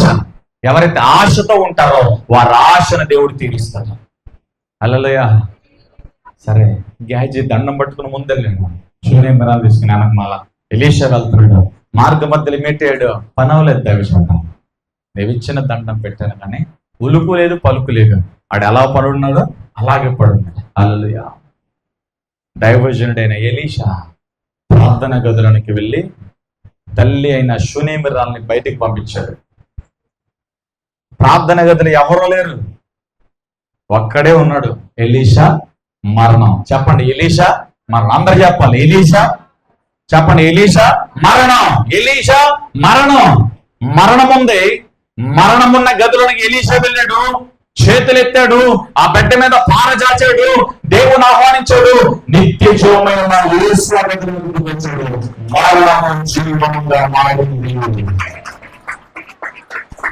మరణము జీవంగా మారింది. నీ బ్రతుకు మార్చిన దేవునికి క్షణాల్లో పని. నువ్వు దేవుని దగ్గర రాగలిగితే జీవం వచ్చింది. బిడ్డ కదిలాడు, లేచి కూర్చున్నాడు. తలుపు తెరిచి తల్లిని పిలిపించాడు. ఇదిగో నీ బిడ్డను అప్పగించాడు. పాడైపోయిన నీ జీవితాన్ని యేసు కట్టగలిగిన వాడు. విరిగి ముక్కలైపోయిన నీ బ్రతుకుని యేసు కట్టగలిగిన వాడు ఈరోజు పిలుస్తున్నాడు. హల్లెలూయా. చెప్పండి, మంచి మనసున్న స్నేహితుడు, తలుపులు తెరిచే స్నేహితుడు. 4వదిగా లాస్ట్ మాట రాయండి, అవసరతలు తీర్చే దేవుడు, కావలసినవన్నీ ఇచ్చే దేవుడు ఆయన. హల్లెలూయా. తలుపు కొట్టడం మానలా. ఇదిగో నా పిల్లలు పడుకుంటున్నాడని వినలా. సర్లే, ఇతడు ఇచ్చేవారికి వెళ్ళేటట్టుగా లేడని చెప్పి పిల్లల్ని పక్కన పెట్టి తానే లేచి వచ్చి స్వయంగా తాను అడిగిన రొట్టెలు ఇచ్చి పంపించాడు. నువ్వు దేవుని దగ్గర అడగగలిగితేనండి, నువ్వు అడిగిన దానికంటే, ఊహించిన దానికంటే, నువ్వు ఎక్స్పెక్ట్ చేసిన దానికంటే అత్యధికంగా దేవుడు ఇస్తాడు. హల్లెలూయా. కాబట్టి ఈ పాఠంలో 4 పాఠాలు. 1, అర్ధరాత్రి ప్రయాణము చేసి వచ్చిన కేకలు వేసిన స్నేహితుడు. 2వదిగా మంచి మనసు కలిగిన స్నేహితుడు. 3వదిగా తలుపు తెరిచిన స్నేహితుడు. 4వదిగా కావలసినవన్నీ అవసరతలన్నీ తీర్చిన స్నేహితుడు. హల్లెలూయా. దీంట్లో మొట్టమొదటి వారు ఎవరు అంటే మనం. మధ్యరాత్రి కేకలు వేసిన వారు మనం. మొట్టమొదటిగా ఎప్పుడైతే మనం యాత్రలో దేవుని యొద్దకు వచ్చి కేకలు వేస్తామో, తలుపు తడతామో, హల్లెలూయా, ఆ కింద 3 మాటల్లో కూడా దేవునికి సంబంధించిన ఏంటో తెలుసా? మంచి మనసు కలిగిన దేవుడైనా, తలుపులు తెరిచే దేవుడైనా, నువ్వు అడిగింది ఇచ్చి పంపించే దేవుడైనా. ఇదే జరిగింది. హల్లెలూయా. లోకసువార్త 11:8 అది రాయబడింది. మార్క్స్ వార్త 6:35 3 రోజుల నుంచి దేవుని వాక్యాన్ని వింటానే ఉన్నారు. చాలా మంది ఉన్నారు. వాళ్ళు తినడానికి ఏమీ లేదని చెప్పి ఫిలిప్ అందరిని లెక్కలేసి అక్కడున్న అపోస్తలులందరూ వచ్చి, ప్రభువా, వాళ్ళ ఇళ్ళకి వదిలేస్తే ఇక్కడ ఒక ఇల్లు, అక్కడ ఇల్లు, అక్కడ ఒక ఇల్లు ఉంది, వాళ్ళందరూ ఎవరు గుడారాలకు వాళ్ళు వెళ్ళిపోయి భోజనం చేసి వచ్చేస్తారు, వీళ్ళందరికి మనం భోజనం పెట్టలేమన్నారు. హల్లెలూయా. వారు ఆకలి ఎరిగిన దేవుడు. 3 రోజుల నుంచి వాళ్ళు కంటిన్యూగా వాక్యం వింటున్నారు. నీరసంతో ఉన్నారు. వాళ్ళని ఖాళీ పొట్టతో నీరసంగా పంపించకూడదని యేసుప్రభు అన్నాడు, వాళ్ళ ఇళ్ళకి నేను అలా పంపించను, నేనే వాళ్ళకి భోజనం పెడతాను, మీరే పెట్టండి అన్నాడు. హల్లెలూయా. ఎలా పెడతాం ప్రభా? చాలా డబ్బు అవుతుంది. అప్పటికప్పుడు లెక్కలే ఇస్తారు. హల్లెలూయా. ట్రెజరర్ ఉన్నాడు ఎవరు? ఇస్కరియోతు యోధ. డబ్బు సంచి ఆయన సంఖ్యలోనే ఉంది. తేరు చూద్దాం, దాంట్లో 1-2 కానుకలు కూడా లేవు, పైసలు కూడా లేవు. వాళ్ళకి భోజనం ఎలా పెడతాం? యేసుప్రభు చెప్పాడు అక్కడ. హల్లెలూయా. ఎవరి దగ్గర ఏమైనా ఉన్నాయంటే, ఒక చిన్న బుడ్డోడి దగ్గర ఏమున్నాయి? 5 రొట్టెలు 2 చేపలు. హల్లెలూయా. ఏమైంది 5 రొట్టెలు 2 చేపలు? చెప్పండి. 5 రొట్టెలు 2 చేపలు ఏమైంది? మీరే చెప్పాలి. ఇప్పుడు మీరు చెప్పాలి, చెప్పండి. 5 రొట్టెలు 2 చేపలు ఏమైనాయి? చెప్పండి. 5,000 మంది పురుషులు తినగా 12 గంపలు ఎత్తిరి. స్త్రీలు తిన్న లెక్క, పిల్లలు తిన్న లెక్క, వాళ్ళు దాచుకున్నాయి. హల్లెలూయా. దాచుకునే లెక్కలేదు, స్త్రీలు తినే లెక్కలేదు, పిల్లలు తినే లెక్కలేదు. 5,000 మంది పురుషులు తినే మాత్రం లెక్క వచ్చాయి. హల్లెలూయా. అన్ని అవ్వక ఇంకా 12 గంపలు ఎత్తారట. 5 రొట్టెలు 2 చేపలేటి, 5,000 మంది పురుషులు తింటామేంటి, 12 గంపలు ఎత్తడం ఏంటి? ఇది ఎక్కడ అద్భుతం? ఇదే ఆశ్చర్యకరుడు చేసే ఆశ్చర్యకార్యాలు. ఎర్ర ఈ పరిస్థితి నిన్న ఎలా ఉంది, ఈ రోజు ఎలా మారిపోయిందో వీళ్ళ బ్రతుకు. అదే దేవుని ఆశ్చర్యకార్యం. ఆయన ఆశ్చర్యకరుడు. హల్లెలూయా. నా మాటలు ముగిస్తున్నాను సంగమా. ఎవరి దగ్గరికి వెళ్తున్నావు? నీ జీవిత యాత్రలు పొద్దుపోకిన వేళ, కృంగిపోయిన వేళ, ఒంటరిగా ఉన్న వేళ, చీకటి అలమటించిన వేళ ఎవరి దగ్గరికి వెళ్తున్నావు? ఎక్కడికి ఆకలేస్తున్నావు? ఎవరు తలుపులు తడతావు నాకు తెలియదు. ఈరోజు విరిగి నలిగిపోయిన నీ జీవితాన్ని కట్టడానికి, పాడైపోయిన నీ బ్రతుకును చక్కదిద్దడానికి, ఆదరించడానికి, సహాయం చేయడానికి నిజ స్నేహితుడైన యేసు నిన్ను పిలుస్తున్నాడు. ఆయన ఎద్దుకు రా. నీ తలుపును ఆయన తెరవబోతున్నాడు. నీ బ్రతుకును ఆయన మార్చబోతున్నాడు. నీ స్థితిలో నీ గతిని ఆయన మార్చబోతున్నాడు. విశ్వాసం ఉంచండి, వాక్యాన్ని నమ్మండి, యేసు యొద్దకు రండి. దేవుడు మిమ్మల్ని దీవించును గాక. అందరూ లేచి నిలబడతాం.